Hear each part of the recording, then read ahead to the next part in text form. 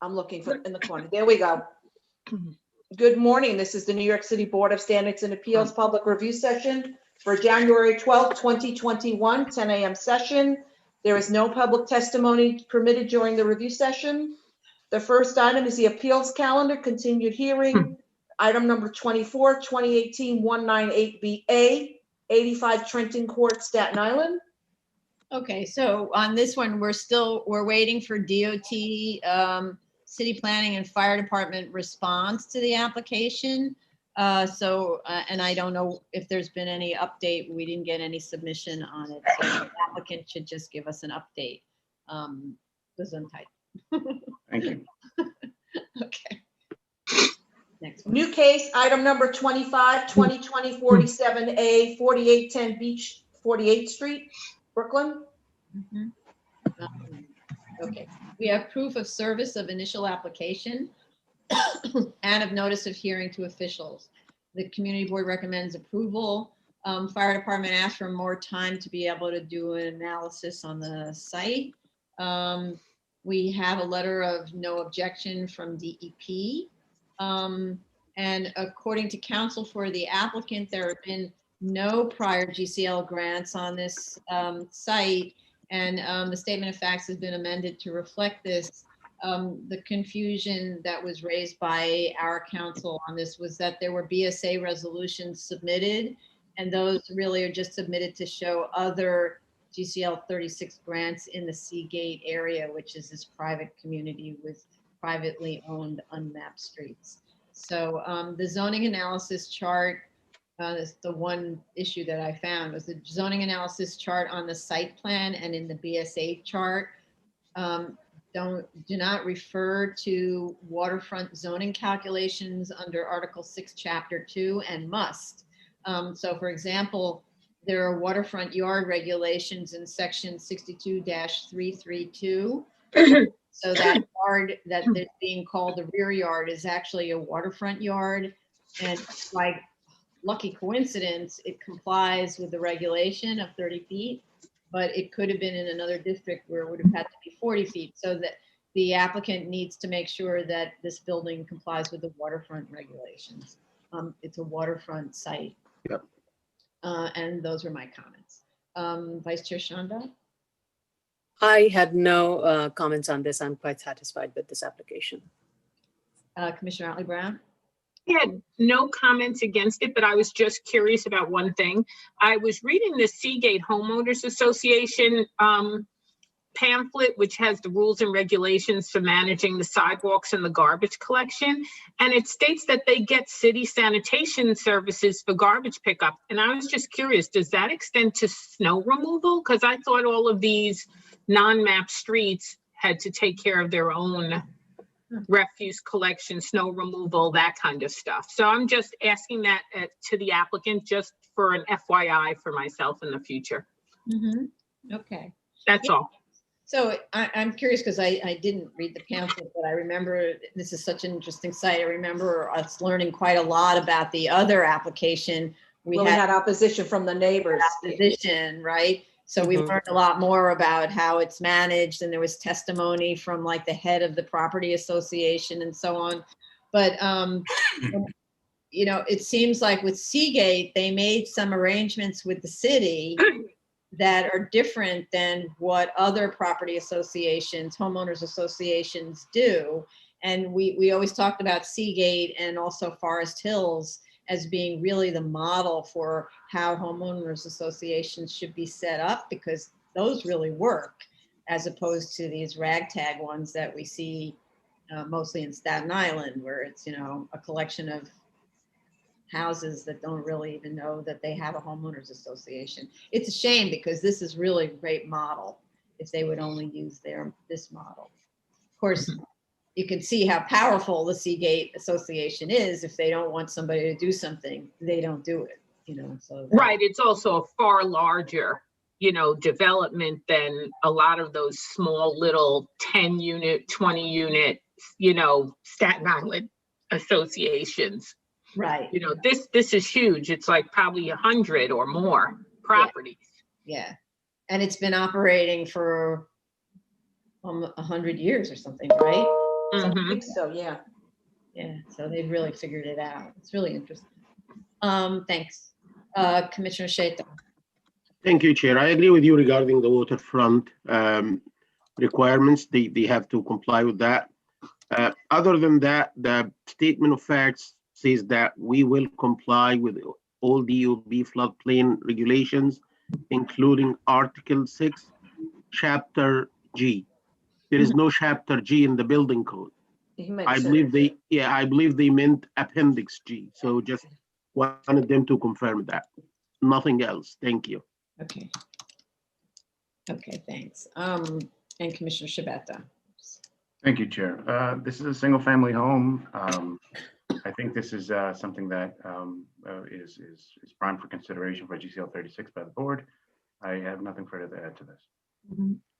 Plus, this is a tear down of an existing single family and its replacement with another one, so. So no new issue should arise from it. Right.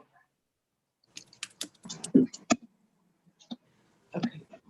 All right. Great. Madam Chair, I forgot to mention one thing. I again, it was in my notes. I forgot to mention it. I think just in terms of abundance of caution, we should have a note saying that the board is not waiving any of the floodplain on our Appendix G regulations on the drum. So what I was trying to remember, because I know that with all of the 73-622s and any variance applications for buildings in floodplains, we require the applicant to go to DOB and get a sign off on Appendix G. I don't believe we do that for the GCLs because it's a completely different subject, but right. But unless That's right, we don't, and Right. and since we are not looking at the zoning regulation, any of the underlying zoning regulations, we are being told it's as of right. So with that same language that we kind of generally cover ourselves with, where we're only looking at GCL and not looking at the underlying zoning regulations or any floodplain regulations. So some language to that effect that completely. That's a good idea. Yeah, okay, that's good. Floodplain regs, including Appendix G. Okay. But actually, am I right about this?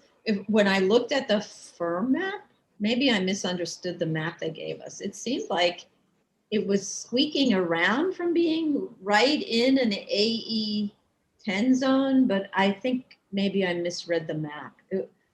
Sometimes we'll look at these sites and it's crazy how the maps were redrawn right after Sandy, and you see like the tiny contour of how the flood moved, and it's, and then the subject site is off it by 5 feet. And if I were the builder, I would not rely on that tiny little difference. I would assume that the next time the water's going to keep going because you were just lucky that day. But anyway, but I agree, we should have the board's drawing guidelines state that the required note for the plans is that flood regulations, including Article 6, Chapter 4 of the zoning resolution and Appendix G of the New York City Building Code as applicable, shall be complied with as reviewed and approved by the Department of Buildings. So they can use that language. Yeah, that's good. Okay. Perfect. Thank you. Move on? Yes. Zoning calendar, continued hearing items, item number 26, 2019, 27 BZ, 4533 18th Avenue, Brooklyn.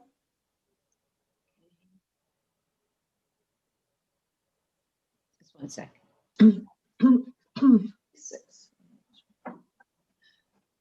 Okay. There is new counsel for this application, for this applicant, with a new owner's authorization as of December 2nd, 2020. Fire Department and Department of Buildings conducted inspections in October, subsequent to our last hearing, and 5 new ECB violations were issued, each with fines of $625. There are now a total of 29 ECB violations and 10 DOB violations, and $3,100 owed in ECB fines from those issued prior to October. So it's $3,100 plus the 5 new ones at $625 each. Among the violations and observations is the hazardous egress route, dropping 4 feet without a stair to a narrow court. That we've seen that kind of thing before. You open the door and you default to your death, basically. Or let's say extreme injury. DOB's very careful site investigation resulted in an extremely detailed report that calls into question the structural stability of the building, requiring further investigation by a licensed professional engineer.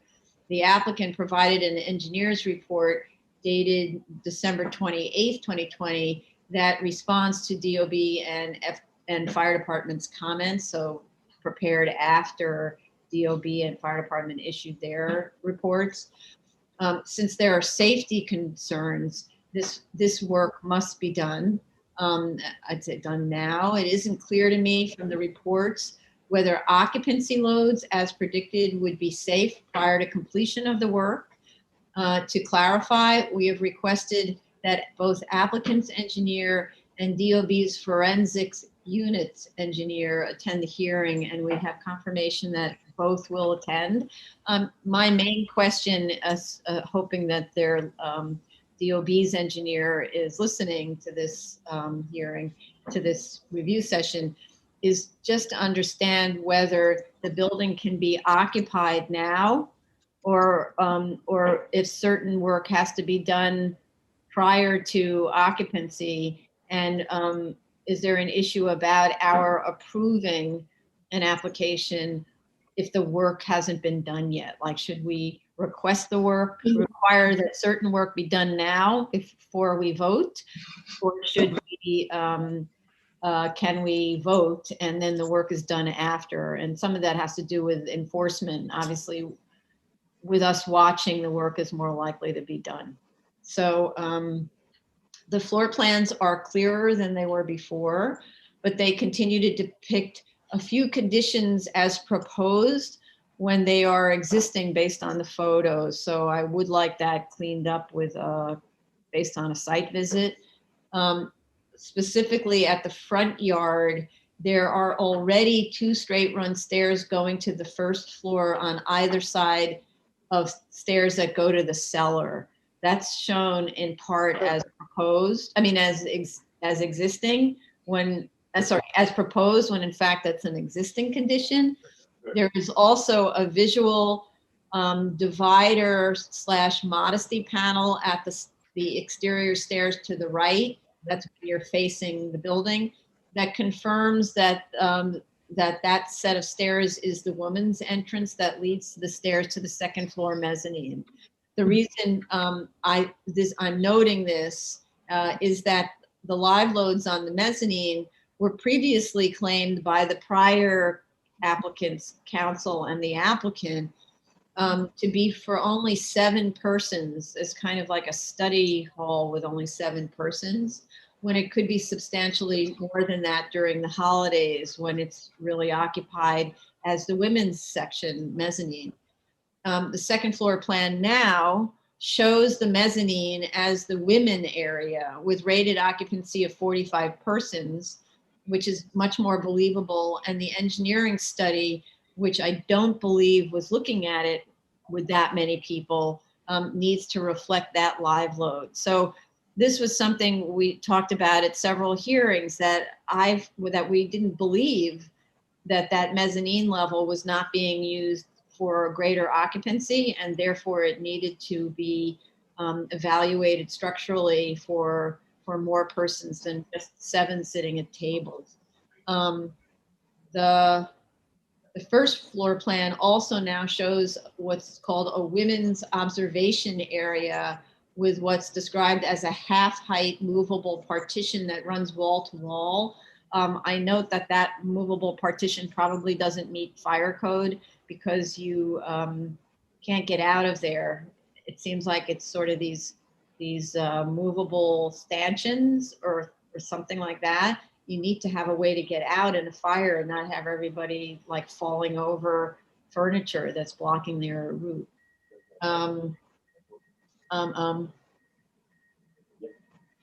So that area seems to be intended to accommodate disabled members since there's no elevator to the second floor. Disabled women, since there's no elevator to the second floor, which we talked a lot about at the prior hearings, and we were told some pretty outrageous things at the prior hearings about the ability of potential members and directors of the institution.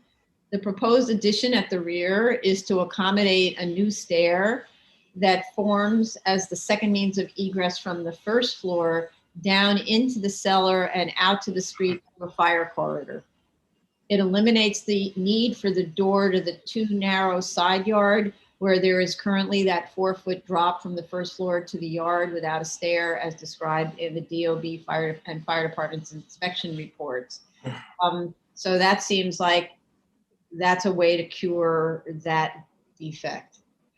There should be at least one plan in the set that's given to us that shows all of the dimensions to indicate the width of the side yard between the stair and the property line and the distance between the rear of the stair and the rear property line. The reason that I'm saying that is I was trying to figure out what those dimensions were. And on one plan, you could find a dimension for one thing, and then you turn the page and there's a dimension for the other thing, and then you turn the page and there's a dimension for the third thing. They all need to be in one place so you can know what the dimensions of all of those obstructions into the required yards are, and so on. Street view images show trash storage in the front yard. This is not acceptable and it must be stored inside until just before collection. There's a representation that that will be done, but I just want to underscore that that's not what currently is the condition right now.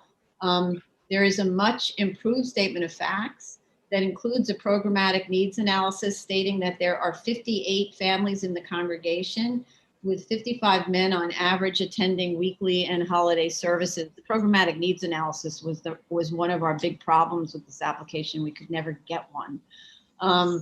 The occupancy of the sanctuary using seating at tables is 66 persons. The rated occupancy based on 15 square foot per person is 83 persons. So my question is whether a public assembly permit is needed because the rated occupancy is actually more than 75 persons. So that's actually probably a question for Daly. I hope he can hear because I don't see him on the screen. I'll ask him again when we have the public testimony. Although we now have at long last a statement of facts that goes carefully through the findings and responds to the board's questions first posed over a year ago, I do want to correct an assumption stated in the A finding. This is kind of a theme that I keep trying to drive home with applicants. In this particular case, there is a hardship created by the narrowness of the lot that completely independent of the programmatic needs of a community facility or of a commercial venture would render zoning compliant development on the site impossible. No uniqueness argument was made in this case. So that's the hardship, right? That's the physical condition that poses the hardship. There was no uniqueness argument made in this case, where instead there's a reliance on the Cornell doctrine for religious institutions. That's okay. That's the mixing of those. That's the sort of the doctrine plus the actual hardship on the site. That deference the Cornell doctrine deference operates in lieu of the A's uniqueness finding. Programmatic needs, on the other hand, do not establish the A. They establish us to ascertain whether the waivers requested are the minimum variance necessary to afford relief, so the E finding, and then with pushback for neighborhood character, right? We look at what you're claiming you need because of program, and then what the neighborhood can sort of tolerate in terms of the request is our pushback, right? So I just need to make that clear, especially with this applicant's counsel who appears before us a lot and I know has great attention to detail. So that's why I wanted to point that out. And those were my comments. Vice Chair Shanda? Oops. I would agree with you. The revised application has been much more responsive to all the comments we have been raising in the past. And I do appreciate the applicant trying to work with DOB and BSA in responding to the comments. I just had one question, and I hope Chief Daly can answer that. It's regarding the second means of egress that is being provided along in the rear and how the exit would happen. So it's basically, if I understand it, from the first and the second floor, one will have to go to the cellar and then use either of the two stairs from the cellar to get back into the rear. But the rear No, yard, Front, To get to the front. to the front. oh, sorry, from both of them from the front. So the staircase in the back, it really does not act as an exit. It just takes you from the first floor down to the cellar, and then from there to go to the street level. So that's a typical way to get out of, like, tenement buildings. That's famous in tenement buildings. You go down the rear fire stair, and Okay, here you are stuck in the backyard. And then you go in through a little door in the cellar, and you run through a fire corridor which has to have a 2-hour fire rating in the corridor. And that Okay. brings you to the staircase that brings you to the street. So that's okay, very typical very, all okay, over the city. okay. I just wanted to clarify that, and that was my question. And I agree with all the additional comments that you have raised with regards to the clarity on the programmatic need and the statement of findings, the difference between the A and the. Okay. Okay, thank you. Commissioner Ollie Brown? So I also agree that this is a far better application than it was initially. I think the statement of facts and findings is far more thorough. Kudos to the applicant. This is great. I also had a question about the second means of egress, because how does a disabled person in a wheelchair get out? Because the lift is only at the front of the building. So while we might accept that old time egress from tenement buildings when maybe they didn't know any better, this is a newer development, yes, in an older building, but a newer development. And how could you leave out that population? Right. So this is a super interesting question that you raise. Correct me if I'm wrong, Chief Daly, when we go to the public testimony, but for example, in an office building, when there's a fire, they shut down the elevators. You're not allowed to exit through the elevators because that becomes a fire chimney, right? So everyone has to take the stairs. So you have disabled people working on the 30th floor of an office building, and what do? So there's supposed to be in the new construction, in new buildings, an area of refuge in those office buildings. How that works actually in small buildings, I'm not familiar with that, but it's supposed to be this area where the wheelchair person goes to this sort of lay-by area in the staircase, which is a protected sort of fire zone, right? And somehow will be carried either by really concerned citizens in the building or by firefighters down the stairs, right? So frankly, there isn't a lot of, as far as I understand, a lot of accommodation to really disabled people in the event of a fire. And actually, do you remember there was that blackout? It was like right after 9/11. It was like a year or two later, there was that really wide blackout. I think the whole area grid went out. My office was on the 35th floor on 6th Avenue.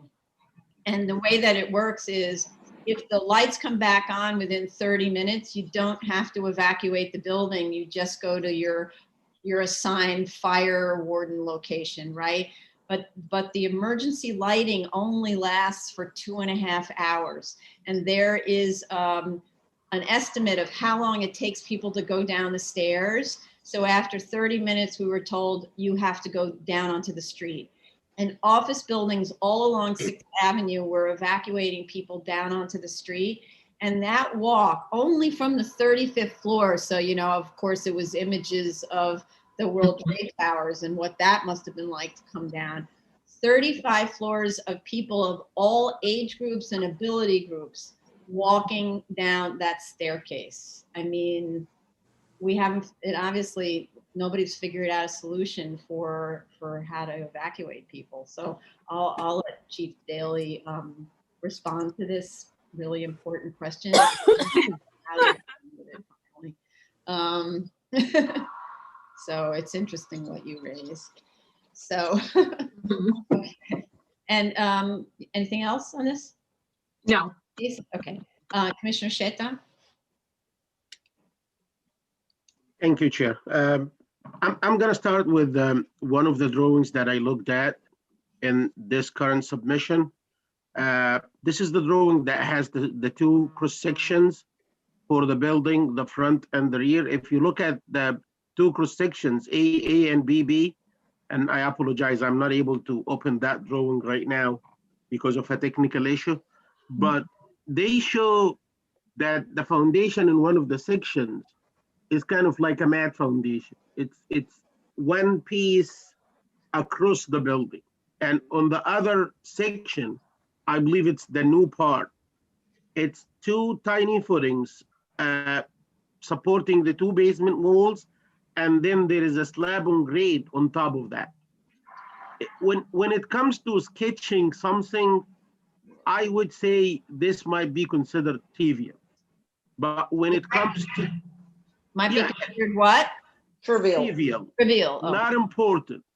But if we're looking at a building for structural safety, that's very critical. If you sketch something like that, you have to have a document in hand telling you that the front portion is on mat foundation and the rear portion is on wall foundation, continuous wall foundation. I'm not sure if they have these two documents, if they have documents indicating such, but if they do not, they need to like consider the more critical condition and put it there. So if somebody's coming in a year or 10 or a century and looking at this building and he want to evaluate the structural safety, he's not going to be confused. He's not going to say, yeah, the front portion is a mat foundation and the rear portion is on just tiny foundation.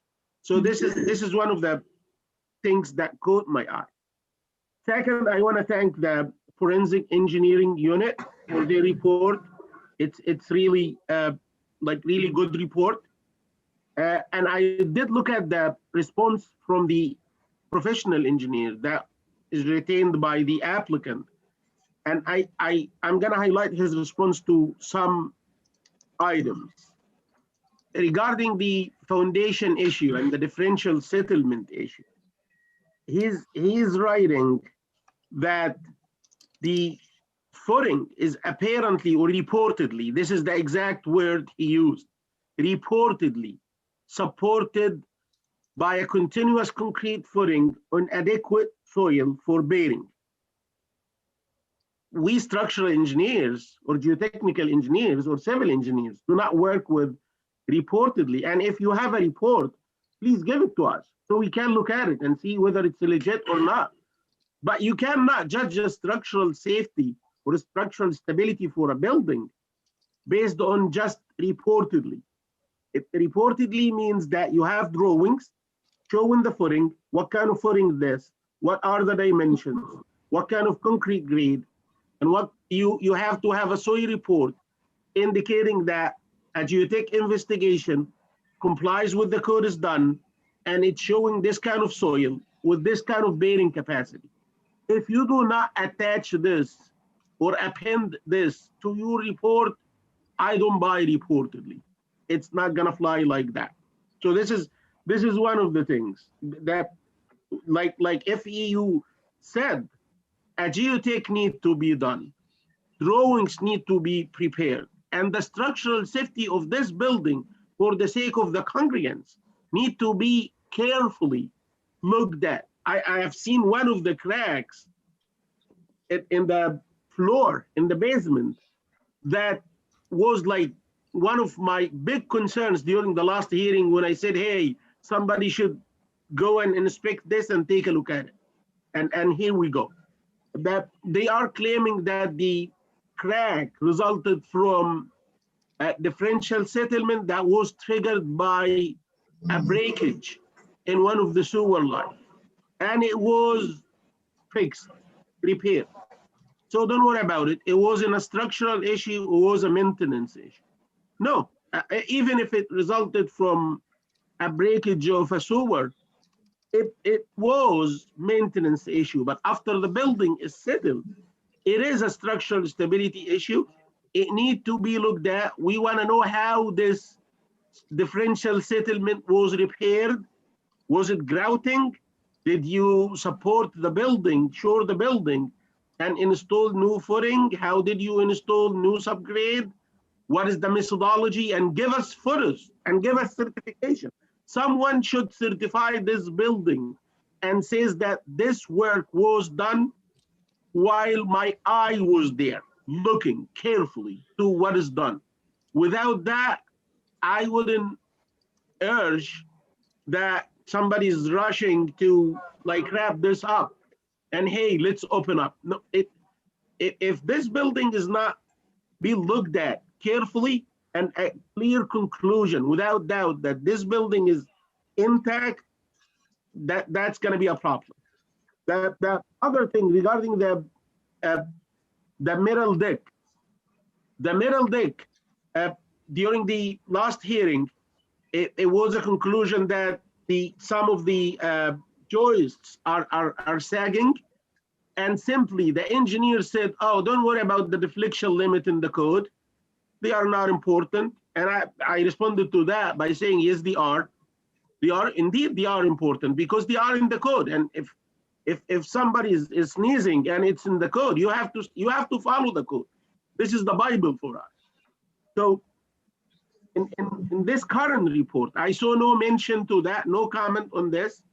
Deflection and structural stability was concluded based on pure assumptions, no testing at all.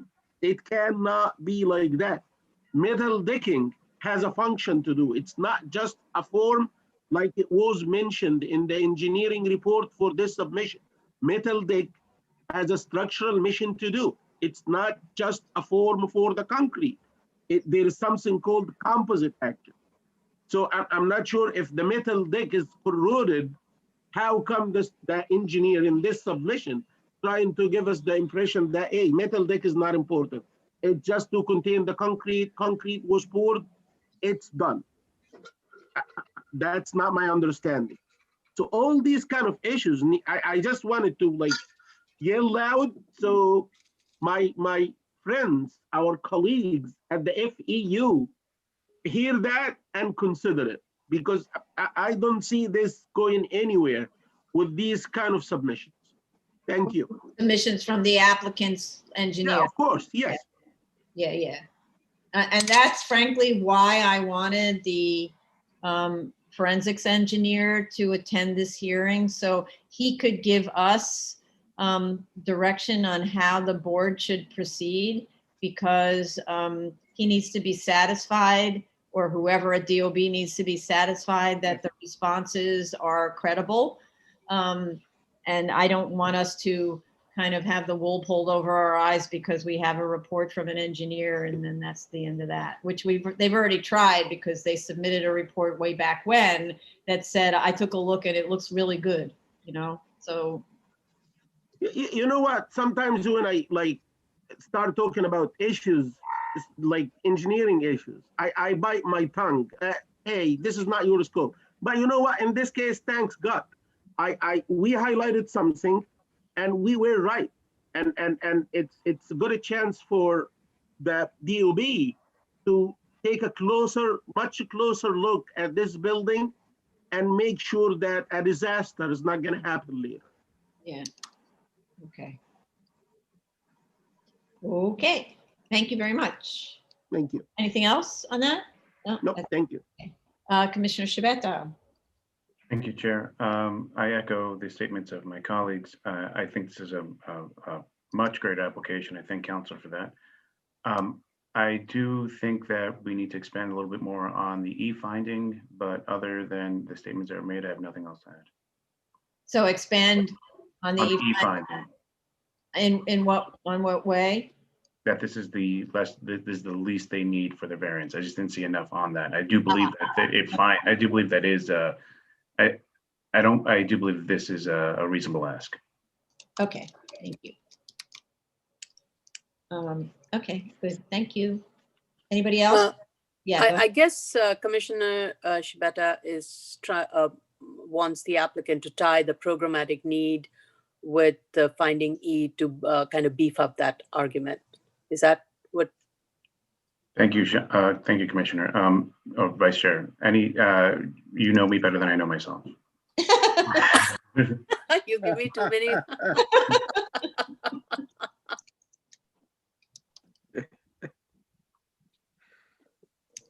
Okay. Okay, thanks. All right, we can move on to the next. Okay. New cases on the zoning calendar, item number 27, 2018-26 BZ, 7903 Roosevelt Avenue, Queens. Okay, we have proof of service of initial application to officials and of notice of hearing to officials and neighbors.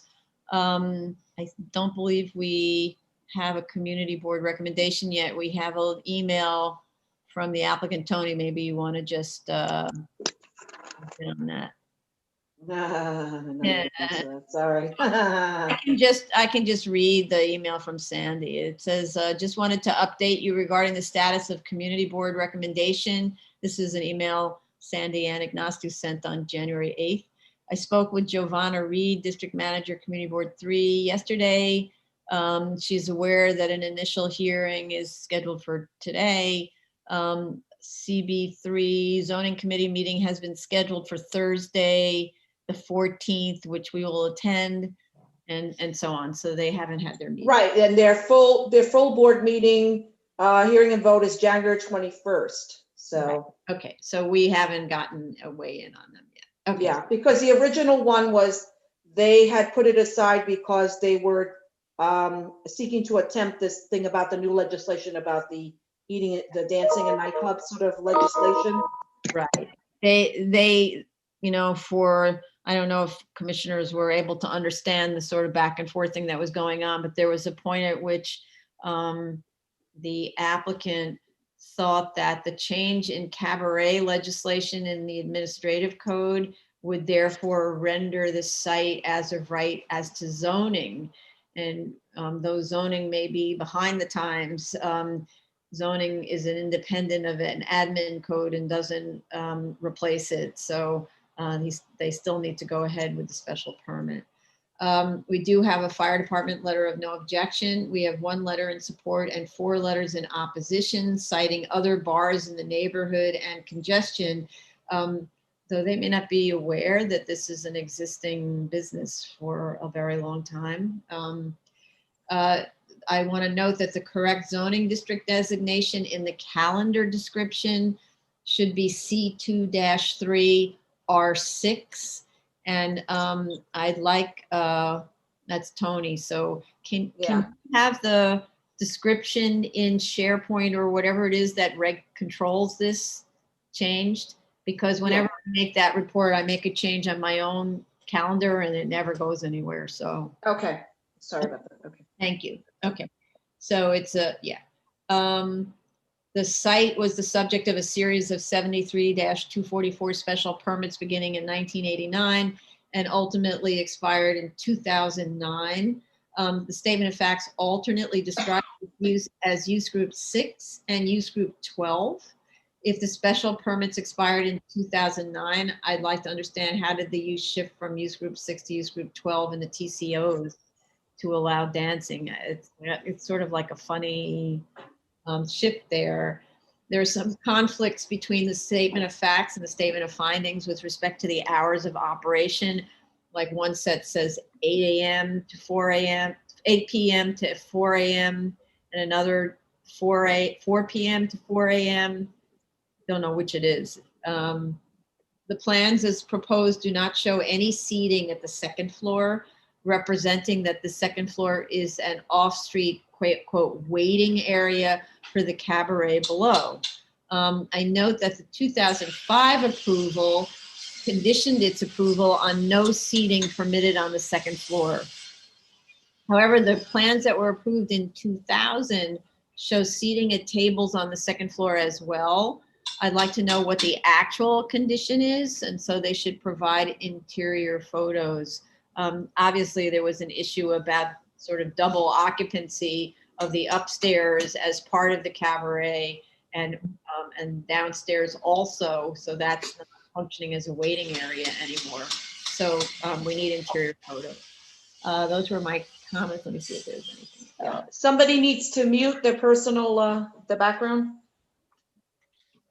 Somebody needs to mute their background.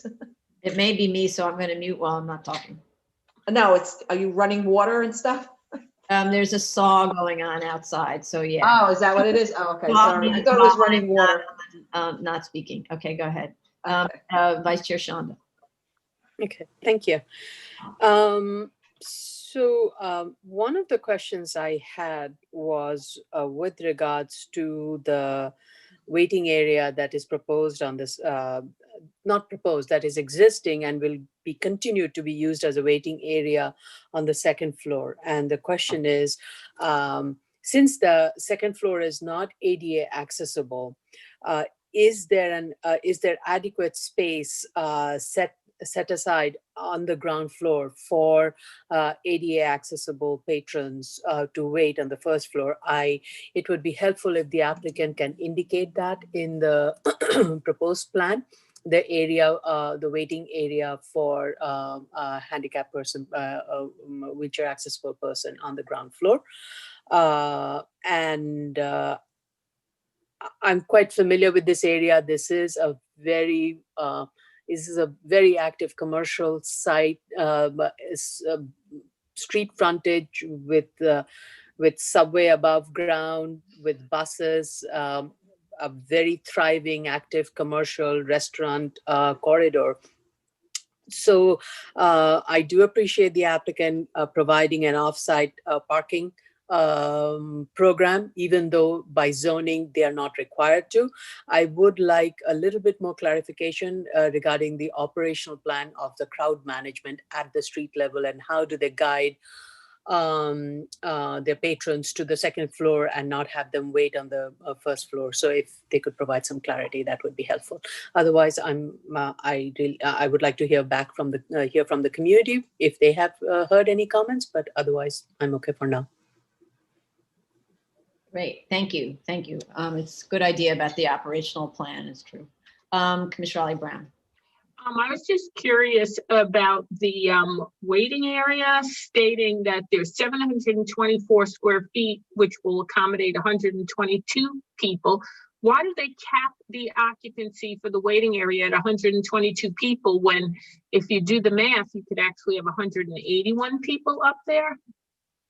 So that's one of my questions. And the other one had to do with the refuse storage and pickup. It says that the application says waste pickup is 5 times a week times Avid Waste Systems. But when you look at the Avid Waste Systems letter, the refuse collection form says refuse is picked up Monday, Thursday, and Saturday, and single stream is picked up Wednesday and Saturday.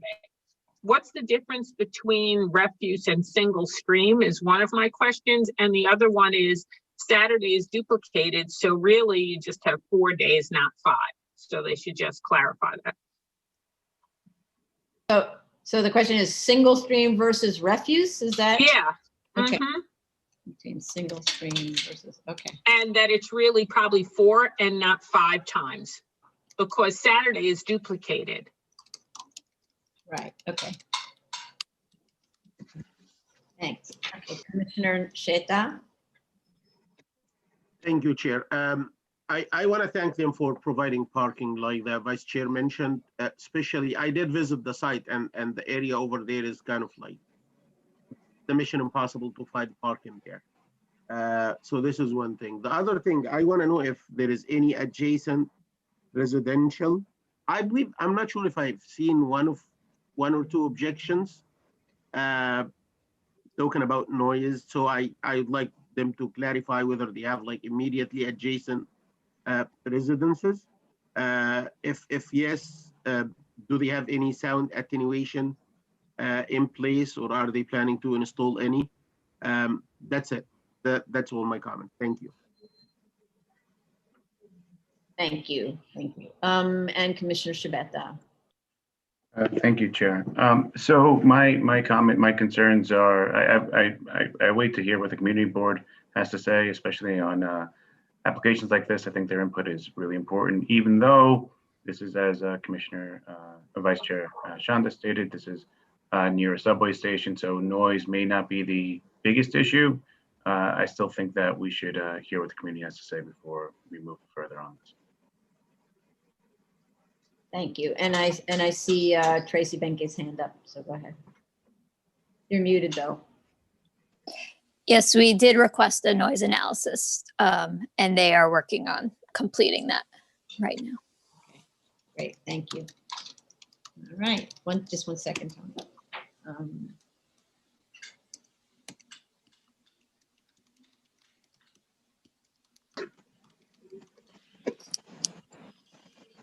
Okay, go ahead, Tony. New case, item number 28, 2019-95 BZ, 19 Maspeth Avenue, also known as 220 Consalia Street, Brooklyn. Consalia.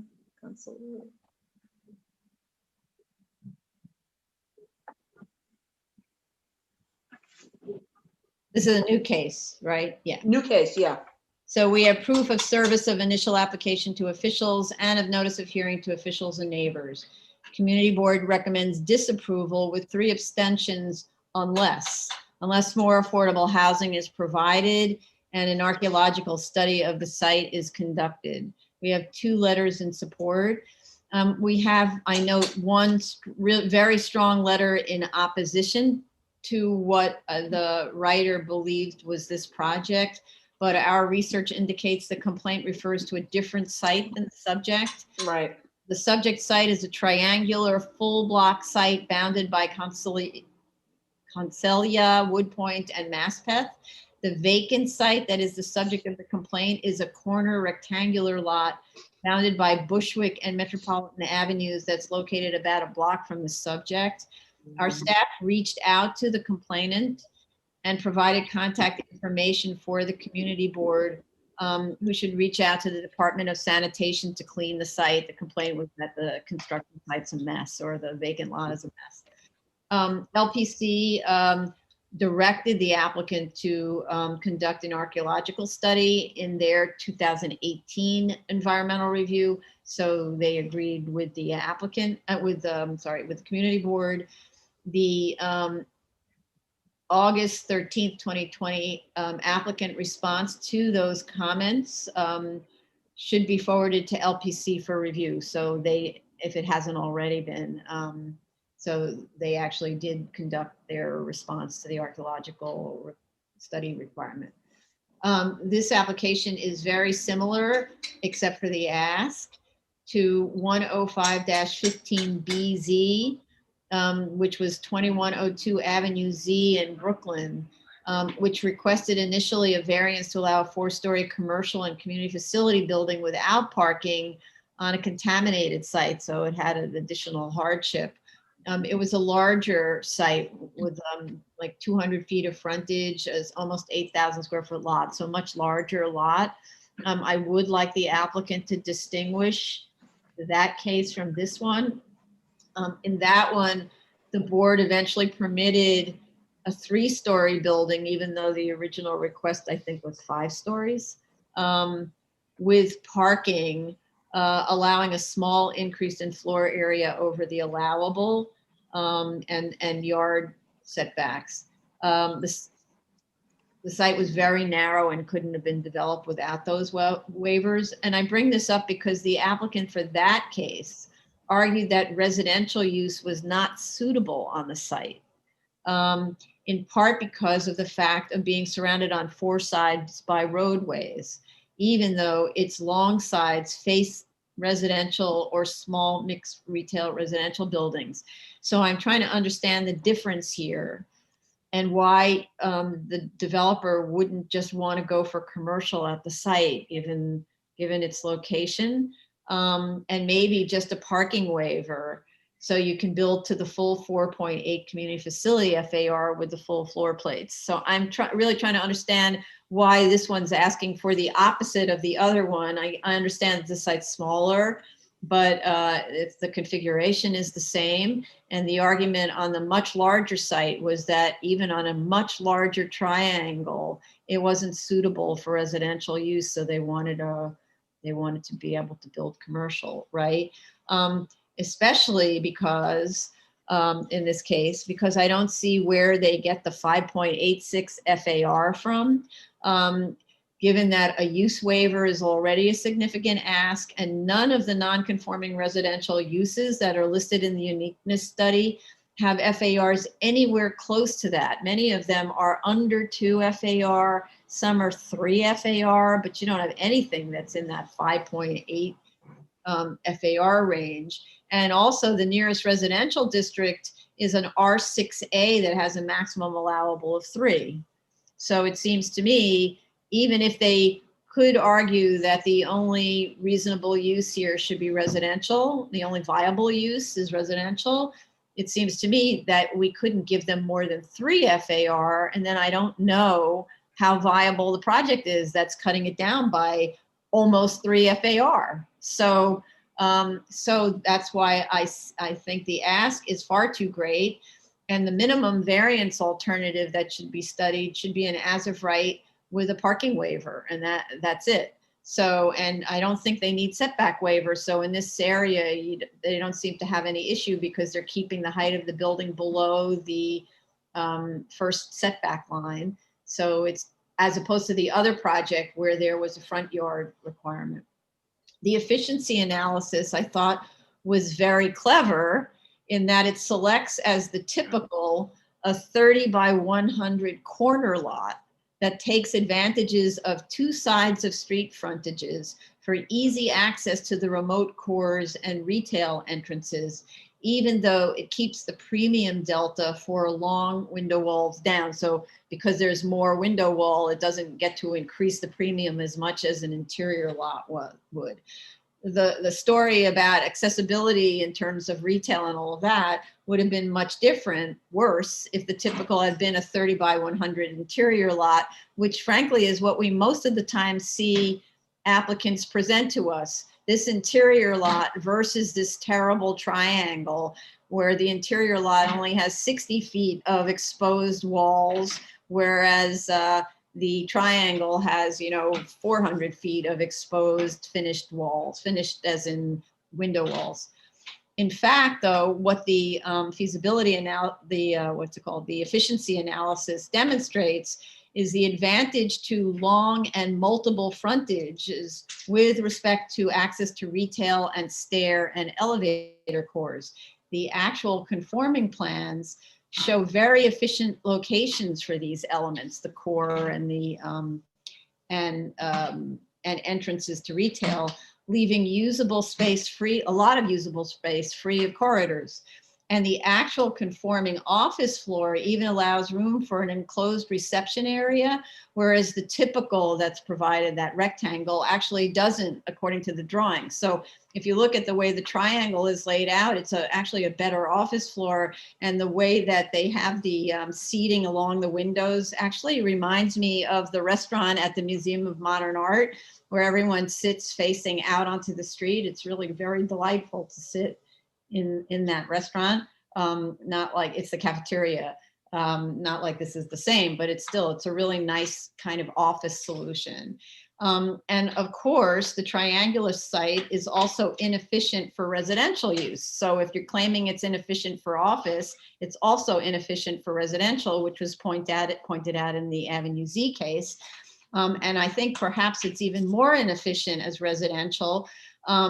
So because what you're seeing is a need for whatever reason to split the floors into left and right units as opposed to full floor units, which places the very large core at the center, which limits significantly the efficiency and rentability of the first floor retail. So you went from having a core at the edge that really worked well in terms of good open retail, moving this giant core into the center. And now the retail has this kind of weird shape to it and like this little connecting bow tie part that makes it not desirable. And then, and ironically, you also get extremely awkward living rooms that face Maspeth. So the living rooms are these kind of tortured shapes that are left over from putting the core there and squishing the 2 units to the 2 sides. So ironically, if this had been located in an R district and the desire was to build offices, the argument would have been that the residential units are inefficient. So the argument's cutting in 2 directions.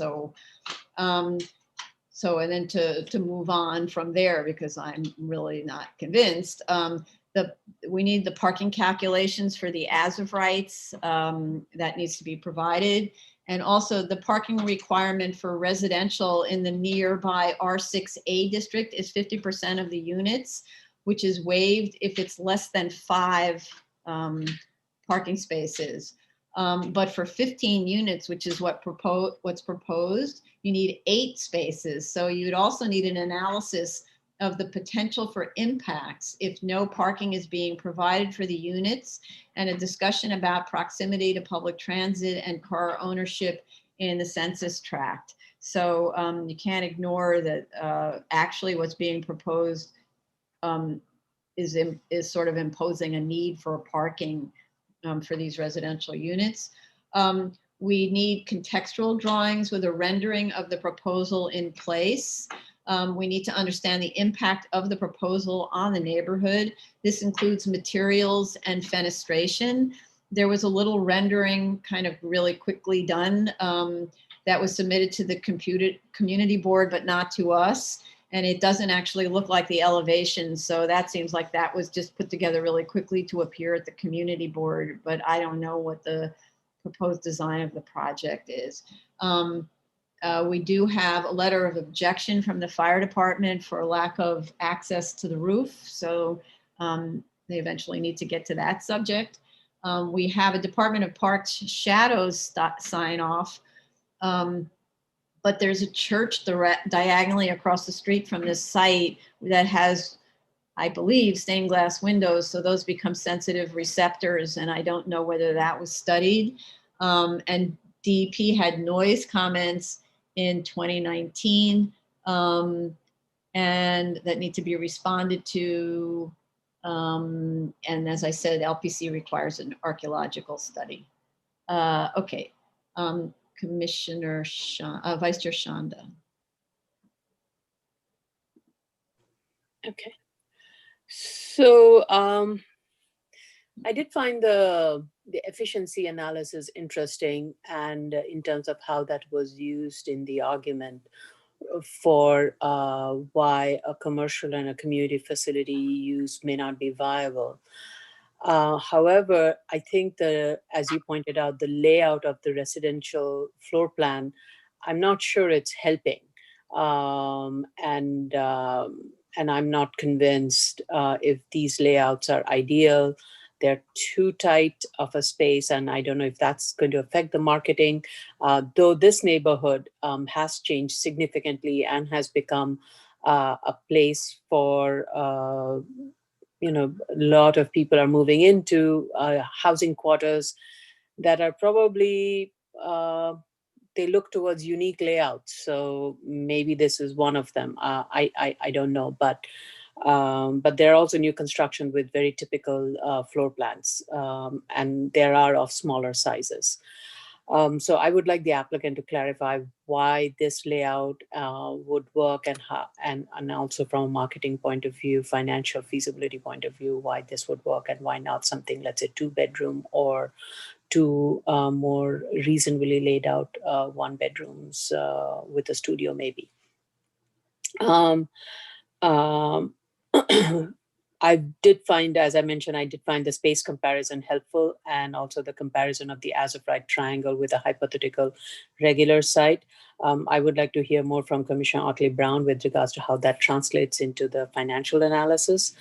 In terms of the neighborhood context, the surrounding area is zoned residential, but mostly it's in R6A and along Maspeth Avenue. And the mix of the building typology and the density, as you can see from the photographs, it varies. However, predominantly these buildings, as Madam Chair mentioned, are built less than 3 FAR. So I also question where that 5.2 FAR is coming from. And even though R7A is mapped, it is mapped along Metropolitan Avenue, which is the main thoroughfare of this neighborhood. And this site is 1 block removed from it. And is visually separated from, and the Metropolitan Avenue is very much visually separated from the subject site with parks and other uses. So I'm not sure where 5.8 is being picked from.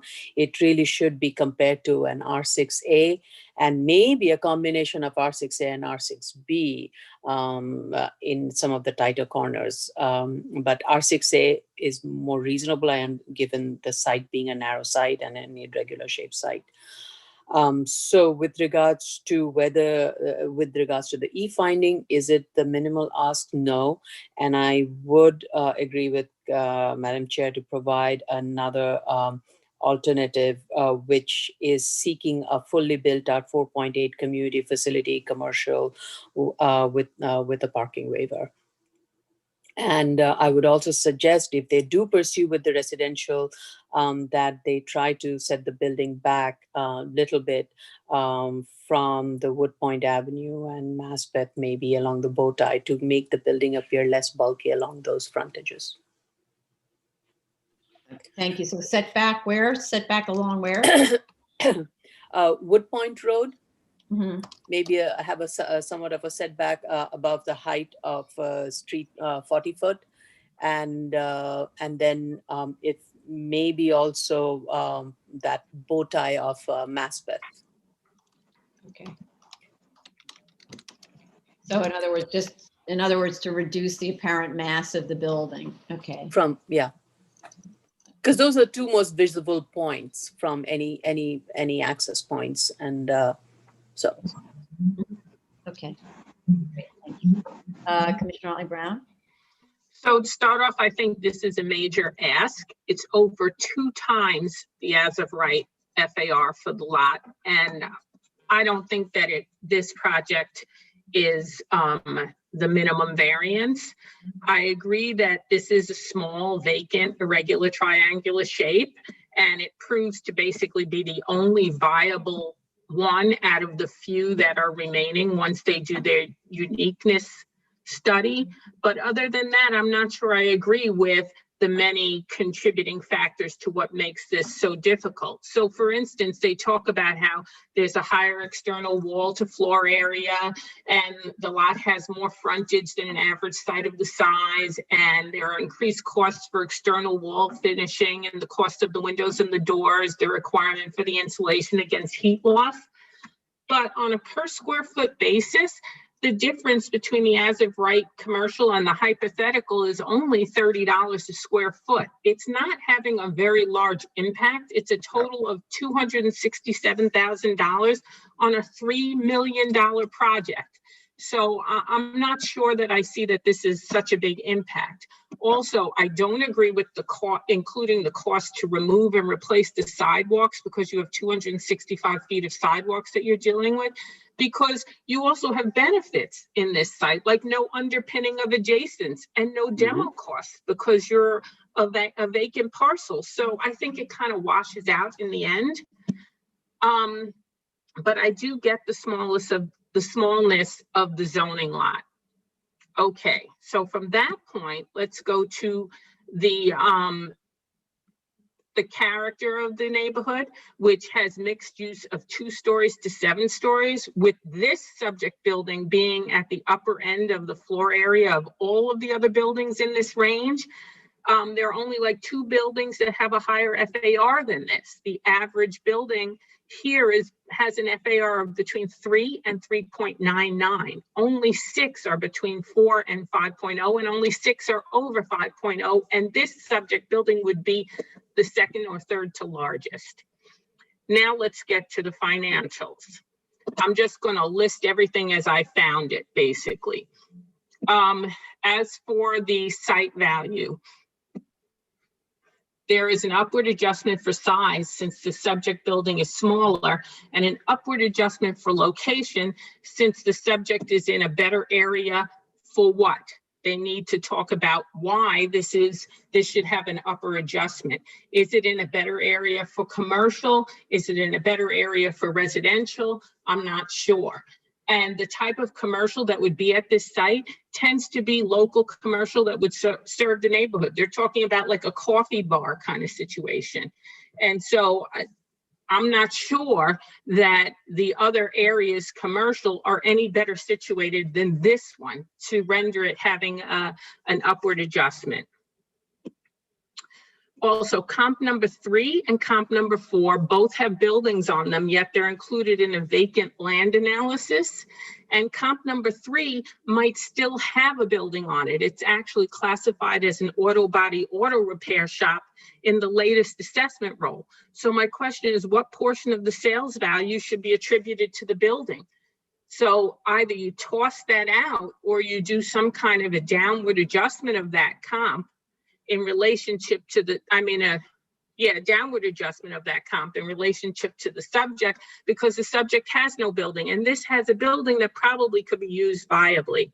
Comp 4 is also classified as vacant, and it had a building on it. However, it's now got a self-storage building going on it, so I could agree that comp number 4 was probably a land sale. So that one could stay. As for the commercial retail leases, I don't really have that much of a comment on that. I have more of a comment on the community facility leases. They're saying they're discounting the lease rate because of the financial limitations of the renter and the inferior shape of the space. But the community facility floors are built at the widest point of the lot, and they don't have a sharp angle to deal with. And so my question is it really that they're shaped badly, or is it just that they're small? And if it's small, then the price per square foot should take care of the smallness of this. It doesn't have to be further discounted. So when you actually look at the average, the adjusted average of the community facility rents, they're between $31 and $35 a square foot. And if you average those, you get $32.50. So why do you then go down to $30 a square foot? It doesn't make any sense. So that should definitely be increased. I don't have much to say about the residential units, except that it should be stated that not only do they share a rooftop terrace, they also have storage in the cellar as per plans, and that's not talked about at all. The construction costs. The as-of-right commercial is $335.80 a square foot, and then the average, the as-of-right commercial community facility goes down to $307.42. I think a lot of that has to do with the economies of scale. The larger the building, the lower the price per square footage. But strangely enough, the proposed is at the highest at $371.50 a square foot, and it's the largest building. Shouldn't there be an economy of scale there? And if not, then why are we then going to look at the most expensive building type here, which is then driving the ask? Then finally, the cap rates. It's 6.2 for the as-of-right commercial, 6.4 for community facility because it's slightly more risky. But the proposed, which is mixed use residential at 6.0 is way too high. And in order for them to justify that, they would have to use a fallout cap rate analysis of various building sales to income for those sales in order to prove to me that 6.0 is appropriate, because this is residential and there is no risk here. So that cap rate should go quite a bit further down. There are cap rates of 4 and 3 in residential. So I don't understand why this would be 6. And then once you adjust the cap rate, this is clearly not the minimum variance. So Those are just all of my comments in a nutshell. I think this is an over ask, and they haven't proven that it is justified asking for all of that additional floor area. That's it. Thank you very much. Very thorough. Thank you. Commissioner Sheta. What do I have to say? Thank you, Commissioner.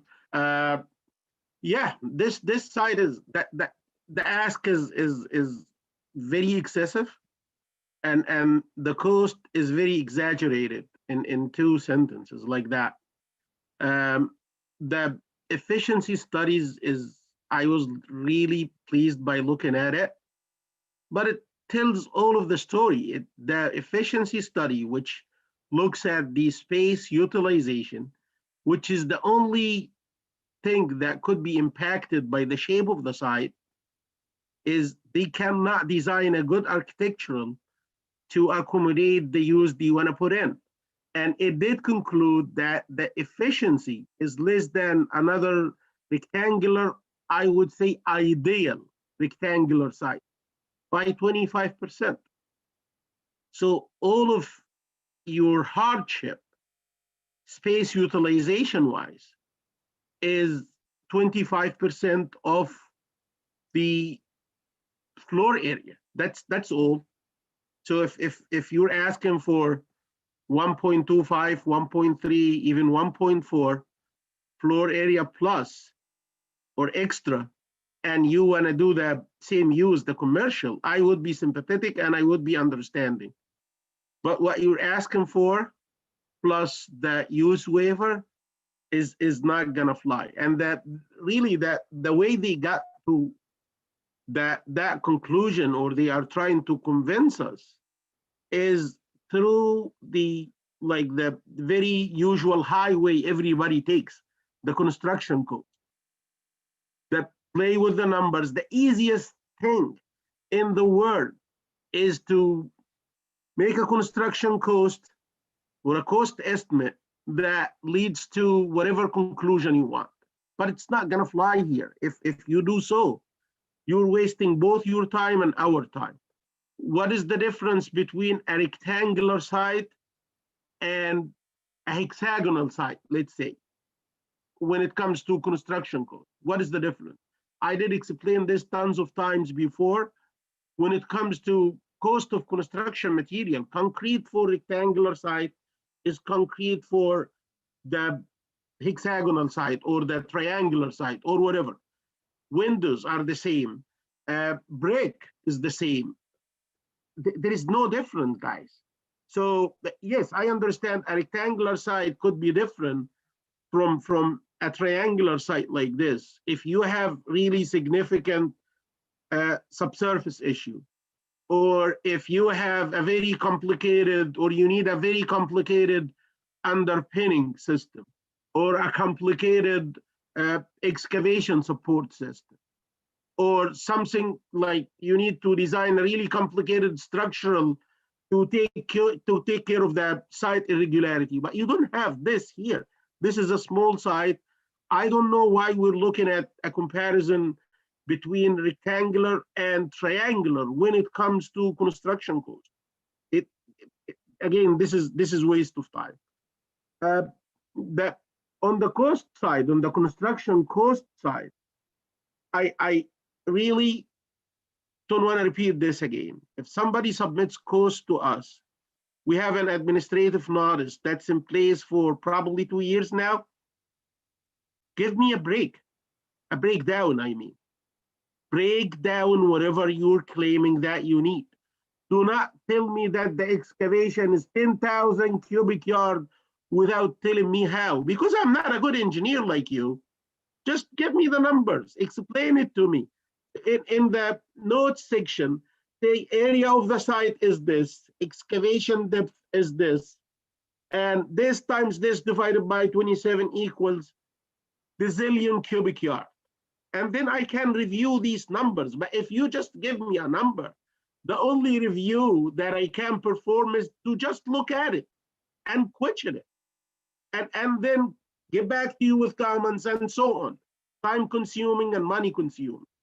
So our project manager communicated with them, asking them for structural drawings, foundation drawings, subsurface investigation. They said no. If you say no to these kind of requirements, then give me the basis for the piles that you utilized in your cost estimate. For this project, do you want to use pile foundation? This kind of area, I believe, is one of the best geotechnical wise, subsurface wise in Brooklyn. So you want to utilize piles, you don't want to give me a subsurface, I'm sorry, it's not going to fly. You're plugging in $250,000 here in the cost estimate for the 4-story building, just for the piles. Mob pile cost, if you don't give me a reason for that, take him out. Either you give a geotech or we're not going to consider that. That concrete pricing, very exaggerated, $40 per square foot. This is way more than it should. This is probably as much as twice than it should. It shouldn't be 40, it should be 20. If you don't believe it, break it down. And instead of a price per square foot, give me a price per cubic yard. Tell me this is an 8-inch flat plate system for the roof. You consider the concrete for the columns separately. So you're just looking at the roof, that slab.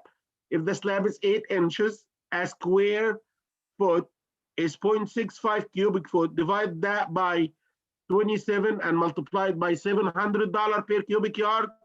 It's gonna get you to $16 per square foot, not $40 per square foot.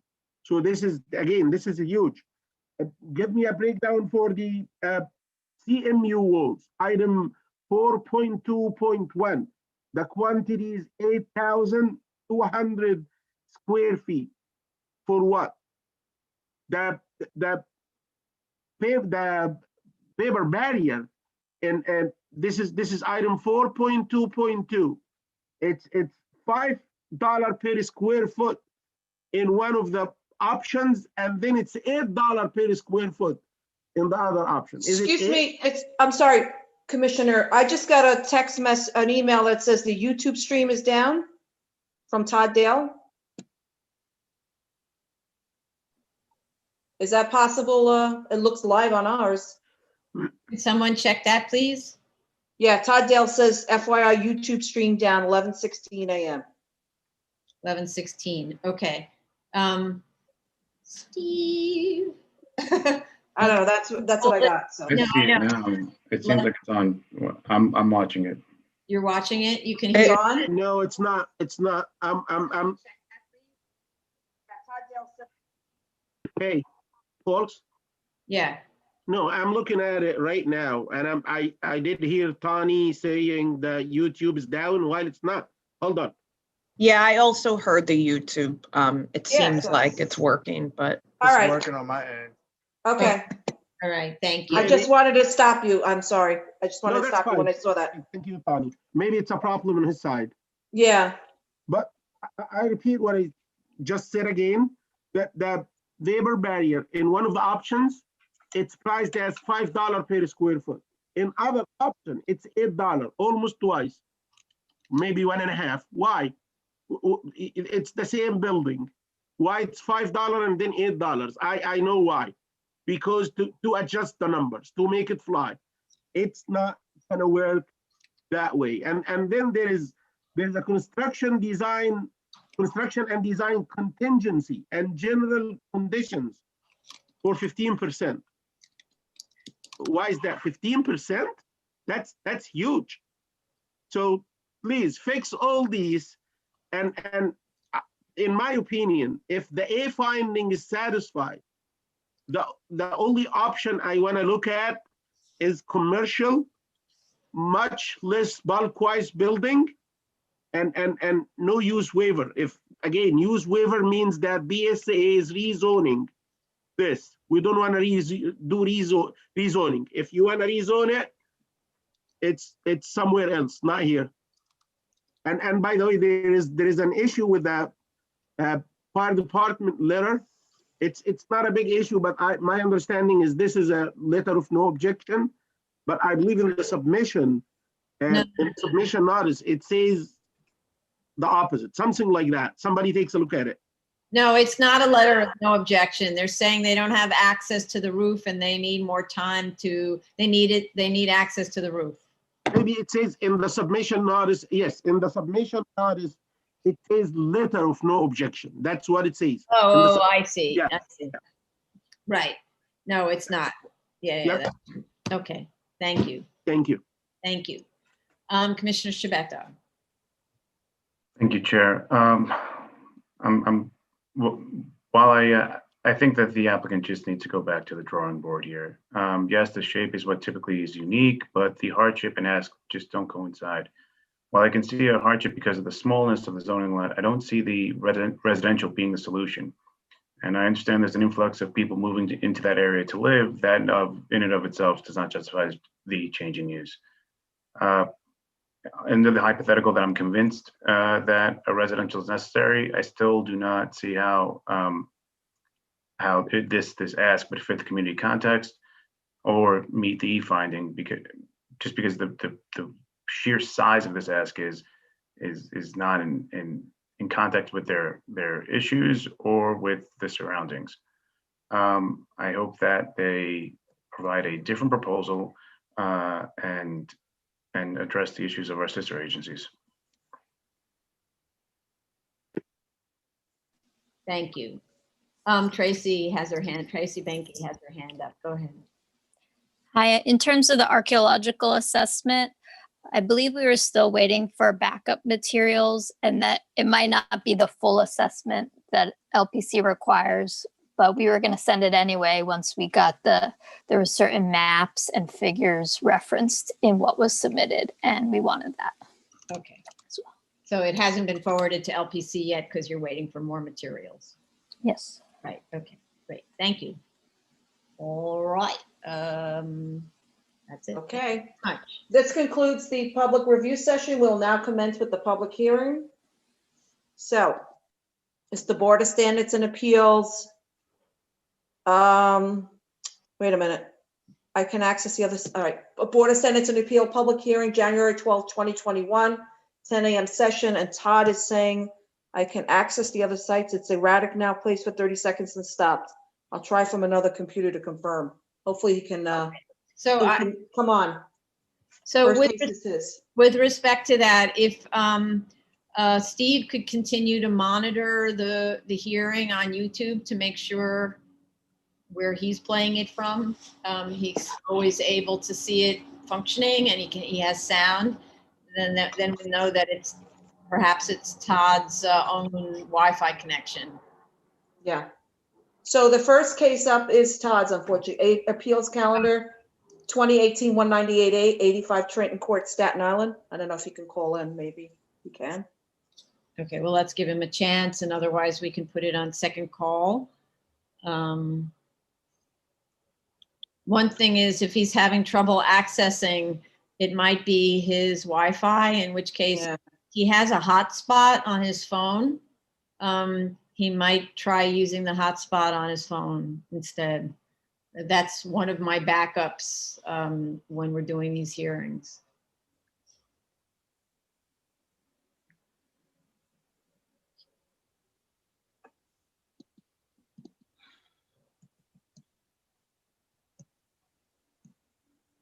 I'm calling him. Oh, I was just texting him. Sorry. Okay. I mean, he should log on, but I'm calling him. Yeah, I don't see him on the.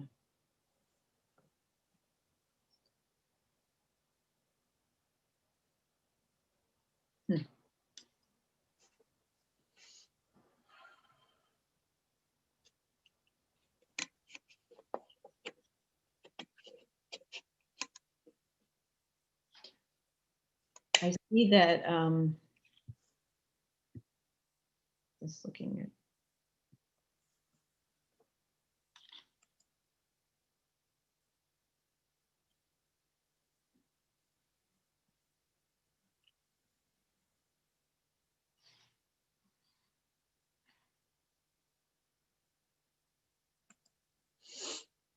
You know, I see actually the forensics engineer from DOB is in the waiting room. And because I really don't want to hold up the engineer, and we have how many cases before that We one? have Jay's next after Todd's. Okay, so it's just, so maybe we could, since Todd's having trouble, maybe we could, oh, Todd's in. Okay, let's just go to Todd then. Okay. Good morning. There was a temporary issue, it seems, on our end, but I'm glad all is working. Okay, good. Okay, you don't have to be sworn in, it's in any case. Okay, great. As was noted during, well, first of all, good morning and belated Happy New Year to everybody. As was noted during review session, there was no submission, but since this matter had been adjourned previously and had been static for some time, we just wanted to take the opportunity to briefly provide the board with information as to where we stand and see if there were any additional comments. Just as a quick matter of review, Trenton Court, which is the street where this site fronts on, it's an unusual situation. It's not a typical General City Law 36 application the board sees. It is actually a city-owned street. City has title to it, but for some reason it's not mapped. You know, we had actually explored with DOB about the need to even come before the board for an application, but DOB said the waiver would be required. In brief, we have been in recent discussion with the fire department. By our notes, the one outstanding issue that was raised was fire department access and to get a letter from the fire department because Trenton Court at the dead end has this unusual notch where it reduces in width from 38 feet to approximately 25 or 26 feet. And there's a planted area with a tree there. And as was raised at the last actual hearing we had, the board just wanted to confirm that the fire department was satisfied with this access. In short, we've been in communication with Inspector Daly. I think operations is still planning to issue a letter. Once we receive that letter, we'll respond accordingly. But I would just wanted to also note that we've also been in discussion with the fire department that Trenton Court, to its full length, even including the notch, is only 150 feet in length. And actually, under the pertinent provisions of the fire code, that if this were a private apparatus access road, a turnaround wouldn't be required for a road that is under 150 feet. So, you know, beyond any comments the fire department has that we'll address and respond to, we would just note that this existing road is of a length that wouldn't normally require a fire round per the fire code. So hopefully that will simplify some of the fire department review. Okay, that's great. So maybe we'll let Chief Daly speak if he wants to add anything. You don't have to if you don't think there's anything to add, but I guess that's all we're waiting for. My notes from the last hearing say that fire department brought this application to their, and am I right, city planning's attention or it's DEP's attention? And we'll look at this. And I've seen messages in our various discussions with someone from the Department of Transportation, I believe Parks also. I don't know if city planning was involved. I would defer to Inspector Daly. I do know that one of the Department of Transportation emails actually noted questioning why we were even before the board in the first place, because they're like, this is a city street, but it's not really a map street, which is the issue that we know was raised originally. And you know, does the city have to go through a mapping action if they actually own the street? It's an excellent question. We just map it anyway. Chief Daly, would you like to speak on this? You're muted. That's why your hand is up. Go ahead. Oh, you can hear me? Okay. Yeah. And we had been in communication with DOT and the Parks Department. Of course, our Parks did not want to touch the tree that's at the end of that of Trenton Court. And we did speak with the Borough Command for Staten Island, and they have no objection. So I will be submitting a letter to the BSA and CC Mr. Dale that the fire department has no objection to this application now. Okay, so was that the only outstanding issue? So you spoke to those other two agencies, they were okay with it, is that correct? But Parks Department responded that they don't want that tree to be removed. And I said, okay. And then Chief Woods, he's Staten Island Borough Commander. He said, look, that roadway, as Mr. Dale mentioned, we do not need a turnaround at the end of that street. So he is comfortable with the as is. As proposed, Yeah, okay. All right, too bad. So too bad in that, I guess it would have been great to know this earlier because that's the only outstanding issue for this case. Am I right, everybody? You're correct, but Yeah. I have to wait. I can't ask them right away, so No, I change understand. command. Okay, so then, so let's Close this. let's open it up to the public because we're in a hearing. 2018 198A, 85 Trenton Court, Staten Island.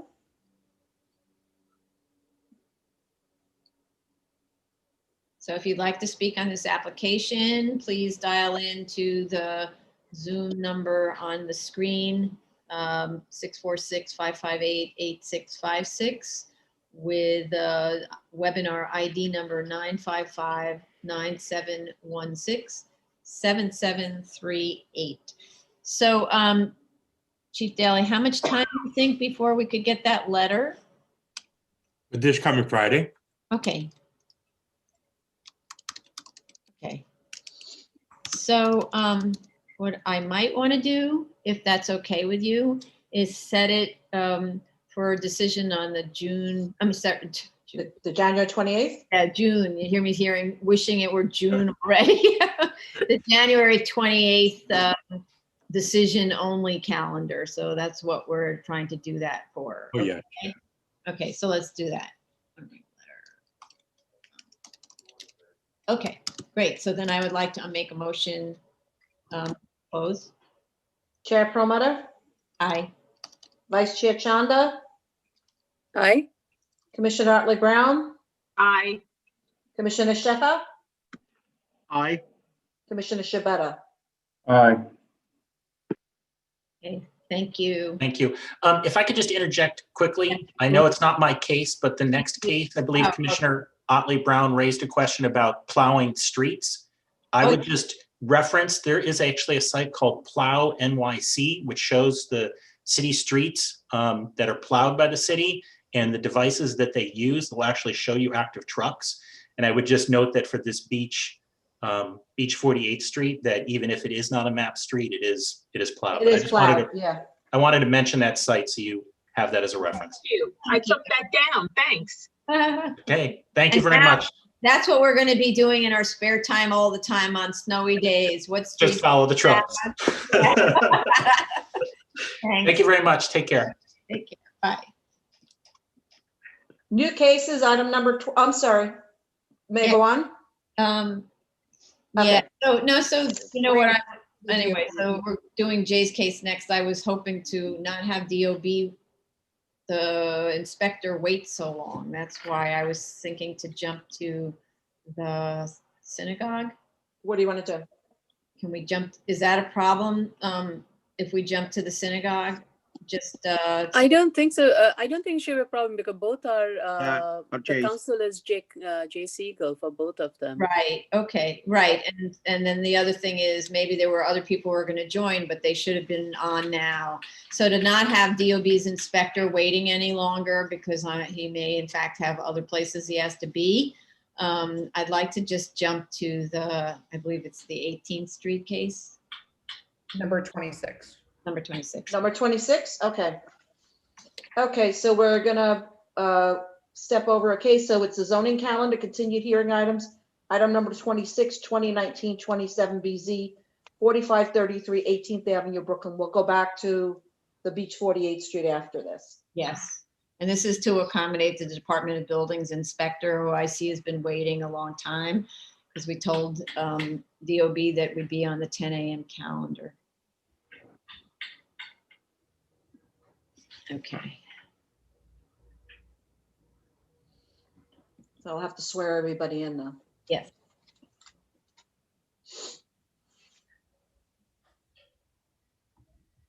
Jay, are you in? I don't, I don't, oh, display is still that public hearing display. no, if, I think the engineer is in. Can you add Jay Goldstein? He needs to be added. Added to what? Zoom. I'm looking at the attendees and I don't see him. He's not in the, he's He's not not. He's in the waiting room. He is? on the telephone. Is he on the phone? Is he 093? If you're in the waiting room and you want to speak on this application, please raise your hand, your Zoom hand. Hey. Or what? Or dial *9 to raise your hand if it's a phone call. Okay, he's trying to sign in again. Okay, because he's He not. was in the waiting room. Oh, now he's in the Oh, waiting there room. he is. Okay, got him. Okay.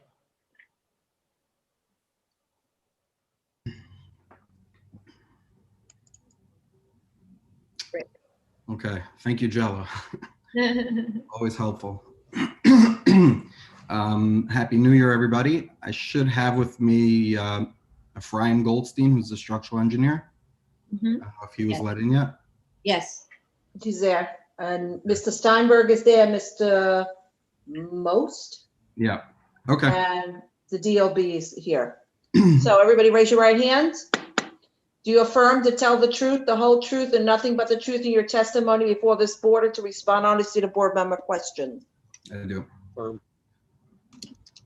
So, good morning, everybody. And first and foremost, Happy New Year's, and thank you for the kind words, because my father is on the Zoom with us and he probably would never have believed you. So I appreciate the attention to detail line was something that he thought was funny. What, he wouldn't believe that you do a good job? You didn't know me in high school, so it's been a long road. So I'm new to the case, as you mentioned, and I'm trying very hard to play catch up and to address all the concerns that were raised at the prior hearings and address the concerns as I know the board in similar circumstances wants them addressed. So I'll start with the biggest issue that was raised today was Commissioner Shetta and Chair that you mentioned, and it was echoed regarding the building itself and the engineering reports and everything that was done, and this will go to DOB as well. Mr. Goldstein's report was not there to say the building is fine. Mr. Goldstein's report, as mentioned in my cover letter and mentioned in at the end of his letter, was just to review DOB's reports, review the prior engineering reports, and come up with a protocol for probing and testing the building to confirm those the building's ability to handle the loads that are being proposed. That protocol has been created on our end, and the people necessary to do the probing and the testing have been reached out to and engaged. We did come in right around the New Year and Christmas break, so it's a little slower than I would have loved, but that's our intention and that's where we're going with this. It's not to say that the building is safe as it is. We're not taking that responsibility. We're going to go do the testing and show the documentation to DOB to alleviate our fears and their fears and the fears of the board. Okay, so I have a question about that. Can you hear me? I can't tell if I'm muted or not. No, you're here. Okay, so my question is, did you share your Mr. Goldstein's report with Mr. King, the forensics engineer at DOB? We did not, but I'm happy to work with Mr. King because Mr. Goldstein's We report. did. Oh, we sent it over. You sent it. The We sent it. protocols. So I'll go a little beyond the actual question. The protocols that we have in place and the testing that we're doing, we didn't share that, but I'm happy to get Mr. King's contact information and share with him. I believe the instruction from DOB was to come up with the protocols, do the testing, and then show it to DOB on plans, documenting everything and for their review. But I'm happy to work with DOB to go, going forward on this. Right, so I'd recommend to save time that you share your protocols, because as we learned, for instance, with DEP, sometimes the environmental consultant has a set of protocols that DEP doesn't consider to be adequate, right? And then you spent all that money and you did all that work, and DEP is kind of like, why didn't you ask me, right? So I think, assuming Mr. King, who's free to speak at any time, is willing to review the protocol, make sure that everything is being investigated the way that he thinks best, based on his, by the way, very thorough investigation and excellent report. I was actually, frankly, surprised that DOB does such a services like that. So I have no problem with that. If Mr. King is amenable to it, I'm happy to take his contact info and do that. okay. So all right. So Mr. King, is there anything that you would like to add to this? I know you're sort of listening and watching, and I really, really appreciate that you joined in.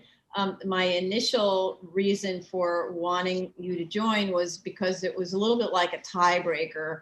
We were reading the report from Mr. Goldstein, which was in response to, and it's Ephraim Goldstein as opposed to Jay Goldstein. Ephraim is the engineer. So we were reading his report, which seemed to be saying that a lot of the problems that you uncovered in your investigation were maintenance issues and so on. And it seemed to be downplaying the severity of the situation. And what I wanted, and you heard from Commissioner Sheta, who is a structural engineer, we were concerned that it was downplaying the severity of the conditions. And I wanted to know whether we should be holding off on a decision on this case until corrective measures are taken, because frankly, one of the advantages of having an applicant at the BSA is we can sort of force action in a way that sometimes DOB can't do, because the applicant may say, just give me more violations, I don't care. Whereas we can withhold our approval of the requested variances until they comply. So I think that that's part of the question. But at the same time, our goal is never to hurt the applicant and say, if you don't fix this doorknob, we're not going to approve it. We're trying to distinguish between things that are sort of like doorknob fixes versus things that are serious structural issues that need to be dealt with now before occupancy. Okay, if you're speaking, you're muted. You're muted. I think I'm unmuted now. Yes, indeed. Thank you. I think, so it sounds like the line that wants to be drawn and the distinction wants to be made, are there unsafe conditions that should prevent like anything from happening until they're repaired, versus are these things that can be dealt with on a longer term basis? And I think all of the reports written to date, including mine, have all kind of reached are all kind of trying to communicate that we have things that should be addressed, but there's no there's no immediate structural hazard. It's not like if a person stands on this floor, it is going to collapse underneath them, or is the roof going to cave in over them. We are not at that point, so I can draw that very, very clearly.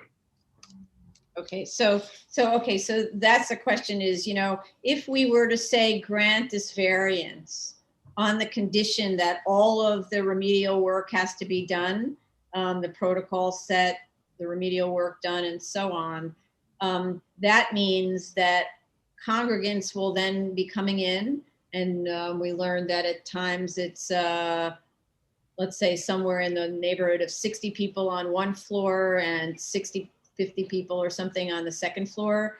So if the building is occupied like that to its fullest, that there aren't structural issues aside from that second means of egress. So that is actually an issue that would put people at risk. Does that sound correct? So my understanding is that you will be granting some kind of approval for this use and for these extensions. Yes. And they have to apply for a change of use. At the end of that, they have to get the C of O. Yes. The C of O cannot, in theory, be issued until all the violations are rectified. One of which is an order from us to have a structural engineer evaluate the entire building as their engineer, as their second engineer has recommended, draw up plans, do all the investigations, make repairs as necessary for anything that's not compliant, and bring it up to the standard of care. That could be, also any deflection issues that came about previously. Those things have to be repaired and brought into code compliance. They can be stiffened to meet the code, and they won't get that C of O, and they can't have the occupancy that they're trying to, that they're proposing until all that's rectified. Okay, all right, that's pretty straightforward. Okay, so, and for me, the most obvious code violation, in addition to the structural issues, is that second means of egress. Till that staircase is built, they don't have a second means of egress from both I think it's the cellar and the first floor, because that other egress falls into a substandard side alley. So, okay, got it. So, and Commissioner Sheta, do you have any questions for Mr. King?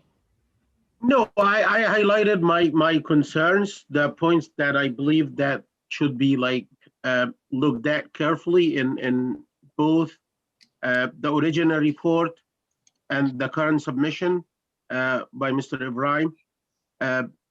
Talking about the structural issues that are existing right now, or classifying them as maintenance issues is not the way to go. They should be looked at as a structural issue. They should be fixed. A PE should be retained, like Mr. Goldstein indicated. We are in the process of doing so. And from now on forward, we whistle we blown the whistle, and it's in the hands of the DOB. It's up to them to let this go or not. Mm-hmm. Okay, great, thank you. I see Commissioner Shanda's hand up. Just to follow up to what Mr. King stated about the fact that one can't get the occupancy until all violations have been cured, and then only CO can be issued. Does that mean TCO also? If the matter of process would have to be, I can't speak on that. You have to speak to the borough office on that. Okay. Yeah. I mean, usually the reason they issue a TCO as a CO as opposed to a CO is there's some outstanding issue that needs to be finished in order to get the permanent, but it's not something that it puts people at risk. It could even be just like an area that's not ready to be occupied, whereas the rest is. I mean, so really it sounds like the major safety locations need to be dealt with. I see Chief Daly's hand up. Go ahead. You're muted though. Go ahead. Okay, thank you, Madam Chair. I have a meeting tomorrow with the staff chiefs here at the fire department.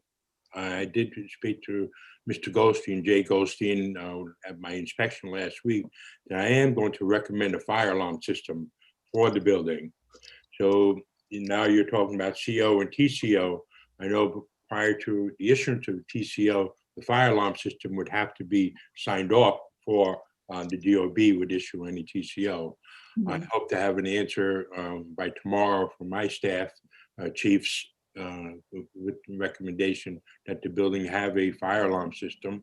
And in addition, I mentioned to Jay Goldstein that the proposed egress corridor that they want to build in the cellar, that they also install an additional FPSC door, closer to the rear of the building. So now, if anyone is at the rear of the building in the multi-purpose room, they can exit in directly into the corridor instead of trying to run down. Because I know you have strollers and tables and chairs which would obstruct everyone's exit path from the rear of the cellar out. So those are two recommendations I'm going to be proposing to my staff chiefs. I just need them to sign off on it, and then I will submit my letter to the board. Okay. And those recommendations, we did hear them last week.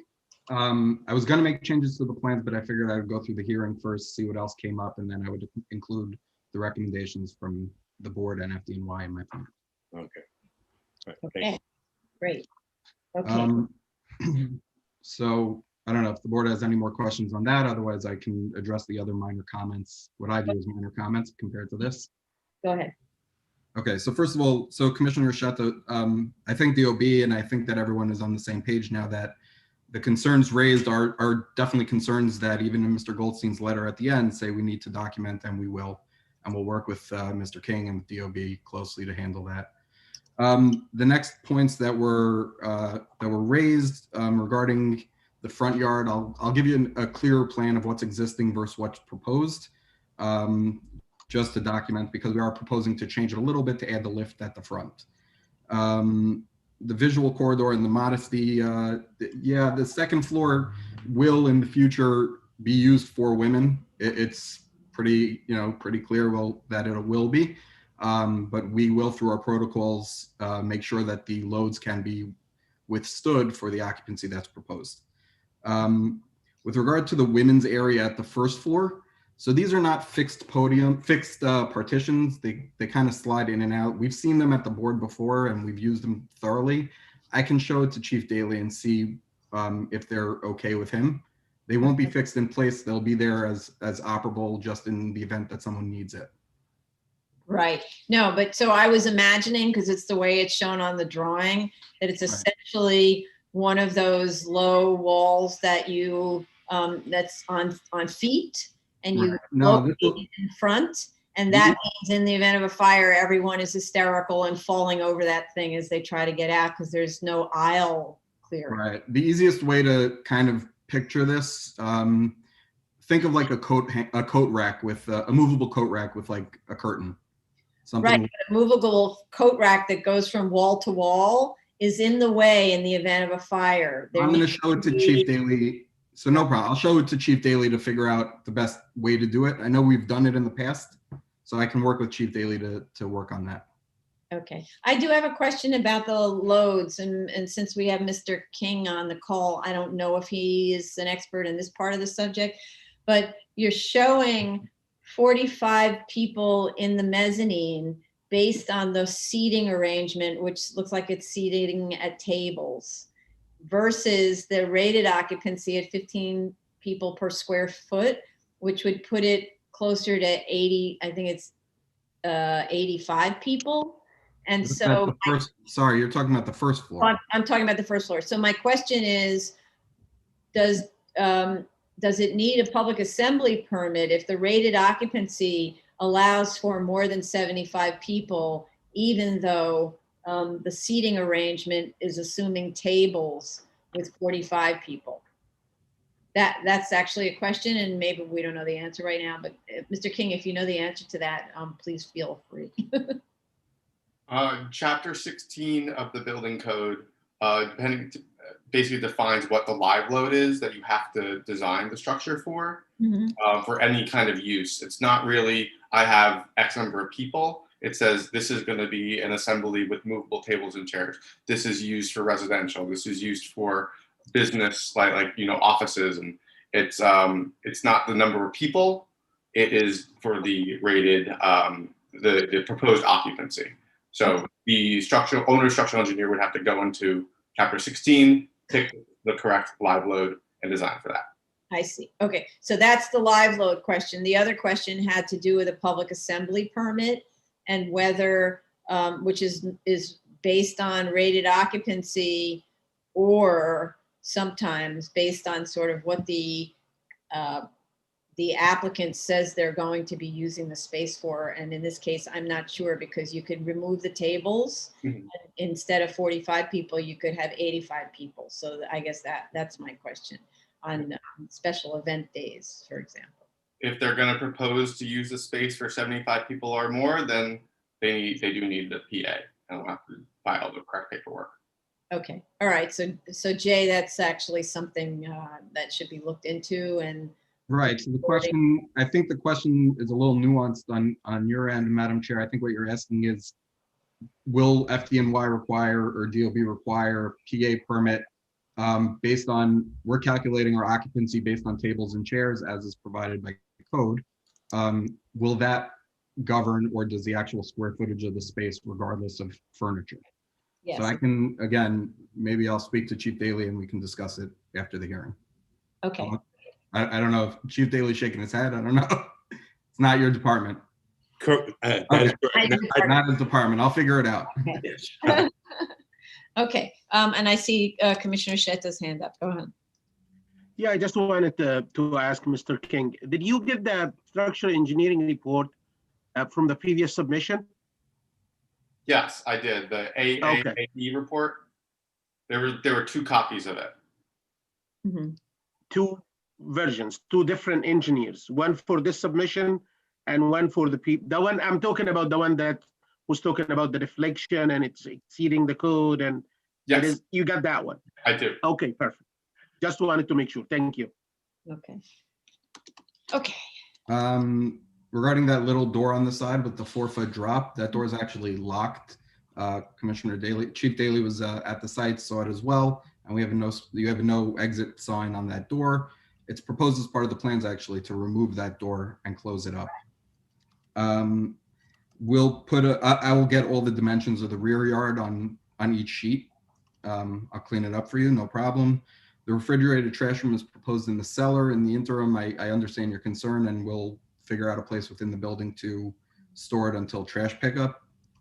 The statement of facts, I'm going to need a little clarity and maybe I'll speak to Jella about it, but the point that you raised, Chair, and the point that Commissioner Shabeta raised as well, the A finding, E finding, D finding, and how you'd want it shown, you're changing, 11 years of my life or 12 years of my life, but I'll work with it and try and I'll try and understand what you're asking for by reviewing the tape and speaking to staff and amend accordingly. Okay, so I just have to say that sometimes, as you well know, zoning is almost like you put a bunch of zoning people in a room together, land use lawyers, especially lawyers, right? Or zoning wonks, and they count how many angels on the head of a pin. And so for years, we have been talking about what the programmatic needs thing does, right? And we concluded that because you're using deference to argue, to not have to make a unique physical condition finding or not a uniqueness finding, and sometimes to not even have to make a physical condition finding, never mind unique. So that's deference. So where does programmatic needs fit in to all of that? And so what we realized in practice, we're always looking at the programmatic needs as a way to decide how big should this waiver be. So that's not actually in the A, that's in the minimum variance and neighborhood character. So it floats around there, right? You got through the front door with your deference. Right. Now what happens? Because you can't get through the front door, which is a mistake that's made by a lot of applicants, by just saying, I'm a community facility, not for profit. Have a nice day. I have programmatic needs. I don't have to show uniqueness or hardship based on the site. And we'll say, well, but actually you're not a religious institution and you're not an educational institution, so you don't qualify for the deference. Right. So you need to show us uniqueness and a physical condition. Then you say, how does the physical condition not satisfy your programmatic needs? But it can't be the other way around. So we're trying to really make this clear. We've actually, in my statement of facts, I do actually make the uniqueness, the hardship based on the property size. I do discuss the fact that the 2 8-foot side yards on a 22-foot lot leaves us like a 6-foot wide building. Yes, so that's right. So you did the hardship analysis. Right. So and uniqueness is deference, and then later is programmatic needs. So it's cleaning it up. And the reason I'm going to look for a sample of how it's been presented more recently and see how you want it, and I'll adjust accordingly. Right. In part, I'm telling you because you have that attention to detail. So in the and in the future, I know that on your next application for a variance of this type, you'll pick up the subtleties and say, okay, I see the difference now. No problem. I think that addresses all the comments. I'm not sure if I missed any. Is there any other? I don't think so. So actually, So let's just talk about it. And I need a little help from commissioners on this one. The outstanding issues really are, let's see, just a little bit of correction on the statement of facts, but that's really more fixing what we've already discussed, right? Mhm. The sign off, the fire department's issuing of their recommendations, but we already sort of know what they are. Is that correct, Chief Daly? Yes, he's shaking his head, yes. Yes, ma'am. Okay, so the reason that I'm asking is I don't believe any new information is expected on this. And since, as Mr. King said, if we were to approve this application, DOB will take it over from there because there's no occupancy until the issues that need to be cleaned up are cleaned up. Then we don't need to be the sort of the enforcers of the corrections. And if corrections, I should tell Mr. King, corrections are not made according to what is being directed by DOB and the various consulting engineers, then DOB can move to bring it back to us for a compliance hearing. And then we can kind of start all of this all over again, unfortunately. And we don't want to do that. So Mr. Jay Goldstein, your client needs to know it needs to comply with all of the directions from their professional engineers and from the Department of Buildings as to safety and all that. They Yeah. are on and listening in. Okay, good. Yeah, Commissioner Sheta? Yeah, I would impose a condition on the grant that the structural stability of the building should be evaluated and certified per satisfaction of DOB. And if DOB believes that what is done is okay, that's good. If not, they can bring it back to us. Okay, all right. Okay, good. All right, so does any, oh, I didn't open this up to the public. Let's invite the public. So this case that we're discussing is 2019-27 BZ, 4533 18th Avenue, Brooklyn. If you wish to call in, it's 646-558-8656, and the Zoom webinar ID number is 955-9716-7738. And if you're already in the Zoom room, then raise your hand with your *9. Yeah, that's if you're in the Zoom room with a phone call. So we don't have anyone yet calling in.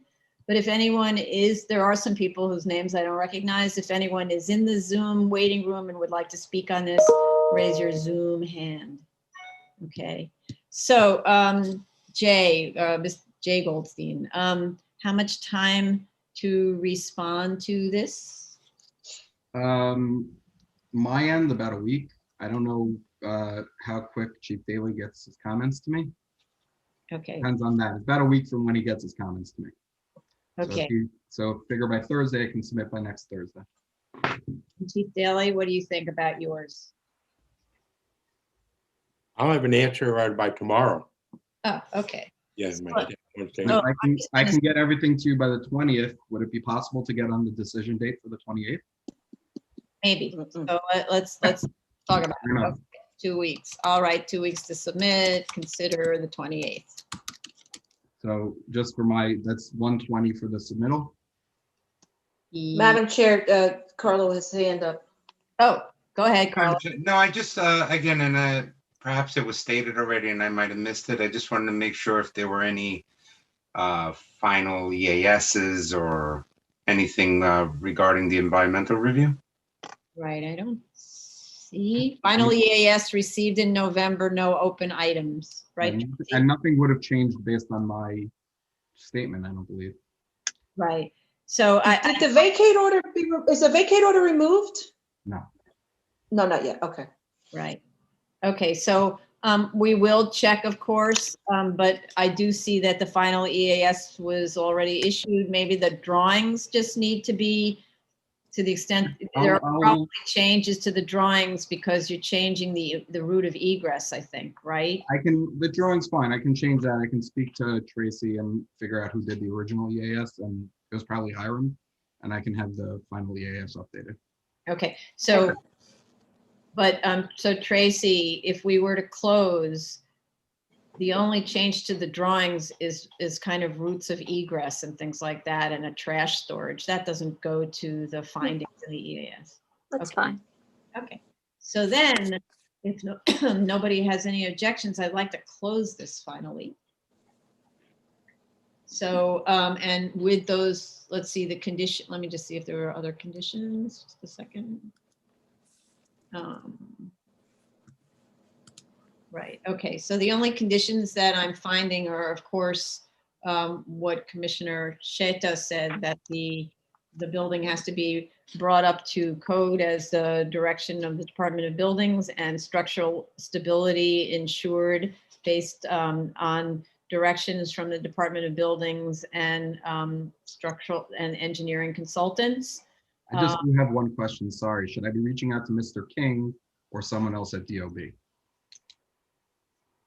Mr. King, you want to respond to that?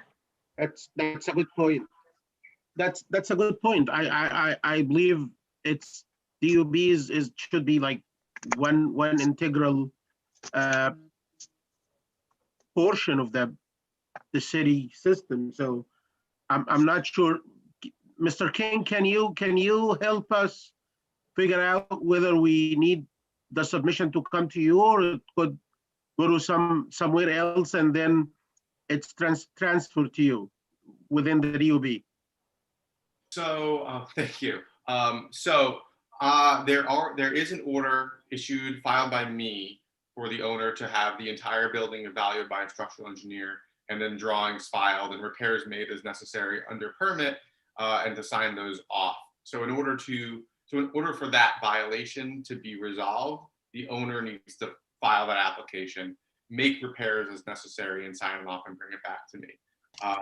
That all of the approval of those plans and the issuing of permits of those plans should, as normal, go through the borough office, whatever means that an applicant would normally file structural drawings, get them approved, and get the permit and sign offs. Okay. But it would definitely behoove the respondent on those orders and the owner of the building to show me those drawings, me directly, since I'm the person who filed that order, to make sure that I'm also in agreement that they are encompassing all in the scope, all of the issues that I found, and then some, because I can only do, the DOB does a cursory review. The onus is on the owner to have their engineer do a full review, do those test bits as you spoke of, more probes, actually investigate the geotechnical issues. So we'll come up with the formal protocol, send it to you for confirmation, then file as normal with DOB. And then once we get our permits, the work is done and we are ready to close it out, bring it back to you to lift this order. Yep, and I mean, we just like transparency. It's keep me involved. That was so I know when you're starting the work, what kind of work. No problem. Because we expect, this is an existing building essentially, so you're going to be opening up walls and you might find additional issues that you're going to have to file additional amendments. So it's an organic process, but I think it sounds like from you that you kind of understand how to move forward. Yeah, no problem. Definitely keep as an extra precaution, I would suggest that in our resolution, when we say to the satisfaction of the DOB, I would add including the forensic engineering unit.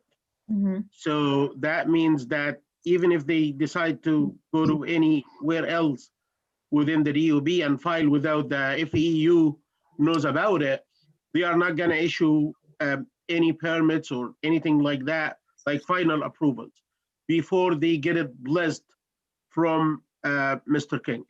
Yes. So Okay. I would suggest to add that. Okay, great. That's fine. All right. So I want to make sure our council has these notes, and if they have any, they need any color on it, to reach out to Commissioner Sheta and to me, but that's the summary of the conditions, right? Is our council okay with it? Good, thank you. All right then, so based on those conditions, I'd like to make a motion to close this hearing. Chair Perlmutter, Aye. Aye. Vice Chair Chanda, I spoke too soon, sorry. Vice Chair Chanda, Aye. Commissioner Otley Brown, Aye. Commissioner Shepherd, Aye. Commissioner Shabeta. Aye. Okey doke. Okay, thank you very much. Everybody's excited to say aye on this. Yeah, really. I mean, again, for Jay Goldstein's benefit in front of his elder, this hearing has been going on for, is it over a year with other Yeah. representation, and it was going nowhere fast. Jay gets hired a few weeks ago and appeared once and drives it home. So let's just say there's a big difference. You know, he does a good job. Okay. I appreciate it. I'm saving the video. Thank you very much. I appreciate it. Okay. Thank you, Jay. Okay, thank you. So it's 12:10. Thank you all. Thank you. My next case, the one that we jumped over, will take maybe 2 minutes. Are we able to just do it? Well, could we please have a 10-minute break? I'm seeing that Commissioner Otley Brown saying, yike. Okay. So 10 minutes, because we've been sitting for 2 hours and 10 minutes. Okay, thanks. No problem. Thank you. Bye.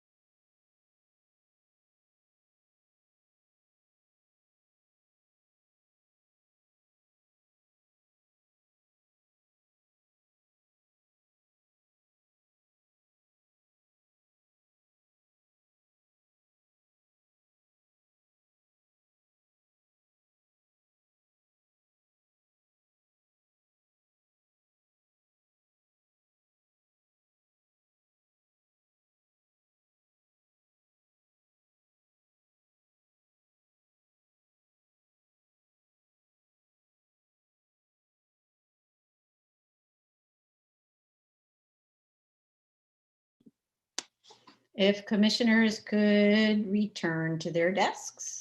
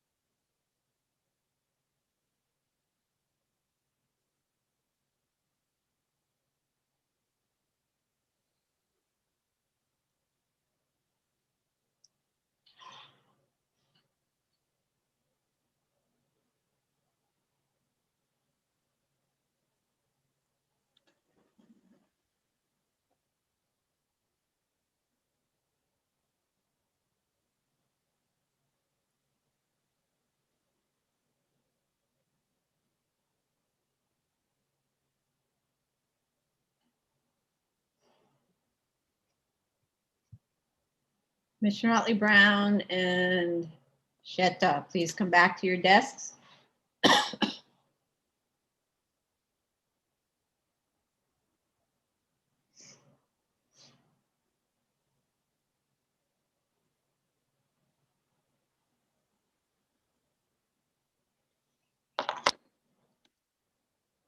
Reader.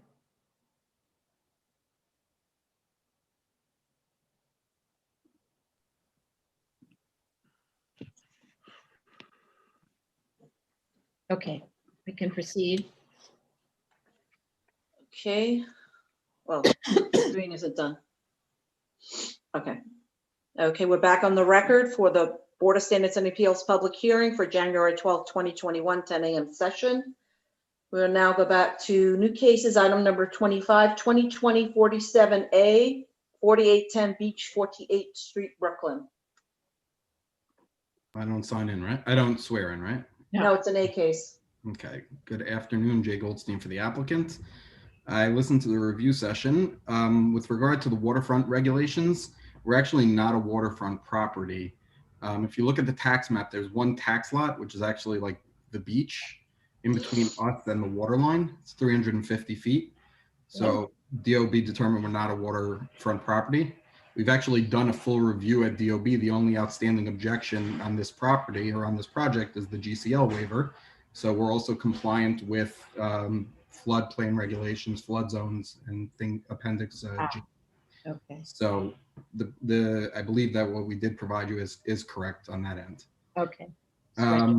With regard to the sanitation, I thank Todd Dale for his guidance. With the statement of facts, I'll change it from chapter to appendix. And then with regard to the note that Kurt mentioned, do you want that in the resolution or would you like me to note it on the plans? No, that's in our resolution. Okay, no problem. Right. Sorry, the The one? about that we don't look at the underlying zoning or the floodplain regs. Oh, no, that's a note for the plans and it also goes to the condition in the resolution. Okay, it's on the on the admin notice, Kirk? It's in the drawing In the guidelines. instructions. The one from March 2019? Yes. Okay, so it should be on my plans, which is weird. Maybe it is. Right, so that's what I'm pulling up right now just to make sure, because I want to know if I have to submit anything on that.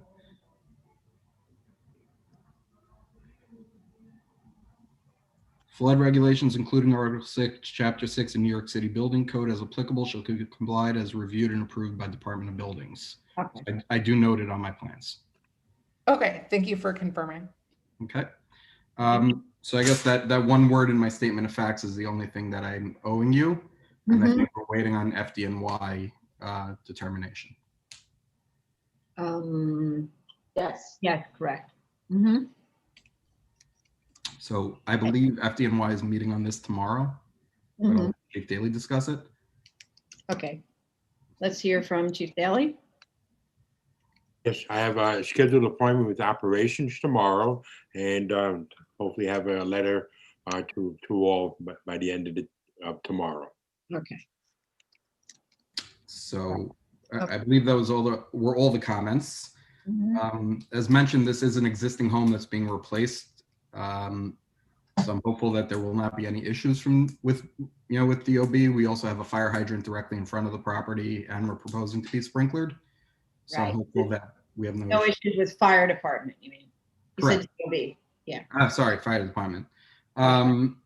So therefore, I don't know if the board can or would consider closing pending FDNY. Let's discuss with Chief Daly. So if we were to close and we get a favorable letter from fire department, that's one way. If we were to close and get an unfavorable report from fire department, we'll reopen. Is that okay with you? Is that the question for Chief Daly? Yeah, for Chief Daly. Oh, for me. Yeah. You're muted. You're muted. You're muted. There you go. That is okay with the fire department, ma'am. Okay, great. Just to be able to process this application quickly. Does any, so we should go to the public, and then I just want to see if any commissioners have any issues. No issues. Okay. So the matter we are discussing is 2020 47A, 4810 Beach, 48th Street, Brooklyn. Call-in number is 646-558-8656. Zoom webinar ID number is 955-9716-7738. And if you are in Zoom land already, please raise your hand. *9. Right. Okay, so assuming good response from fire department, please submit that revised one-word revision to the statement of facts. Right. I can get that to you as soon as I get the letter from FDNY. And if the letter requests any changes, you got to change the plans. Yeah. Well, so obviously you have to change the plans, and we're going to end up having to reopen if we have to look at any substantive changes, right? So adding notes to plans is one thing, but a substantive change to the layout is another. Right, I understand. Okay. So So I'd then like to make understanding that we may end up having to reopen because the fire department, nonetheless, we think we're probably okay because it's an existing building on an existing site. So being placed with a new building. So I'd like to make a motion to close. Chair Perlmutter? Aye. Vice Chair Chanda? Aye. Commissioner Otley Brown? Aye. Commissioner Sheta? Aye. Commissioner Shabeta? Aye. Okey-doke. Thank you very much, everybody. Thank you. Bye. Next item is item number 27, 2018-26 BZ, 7903 Roosevelt Avenue, Queens.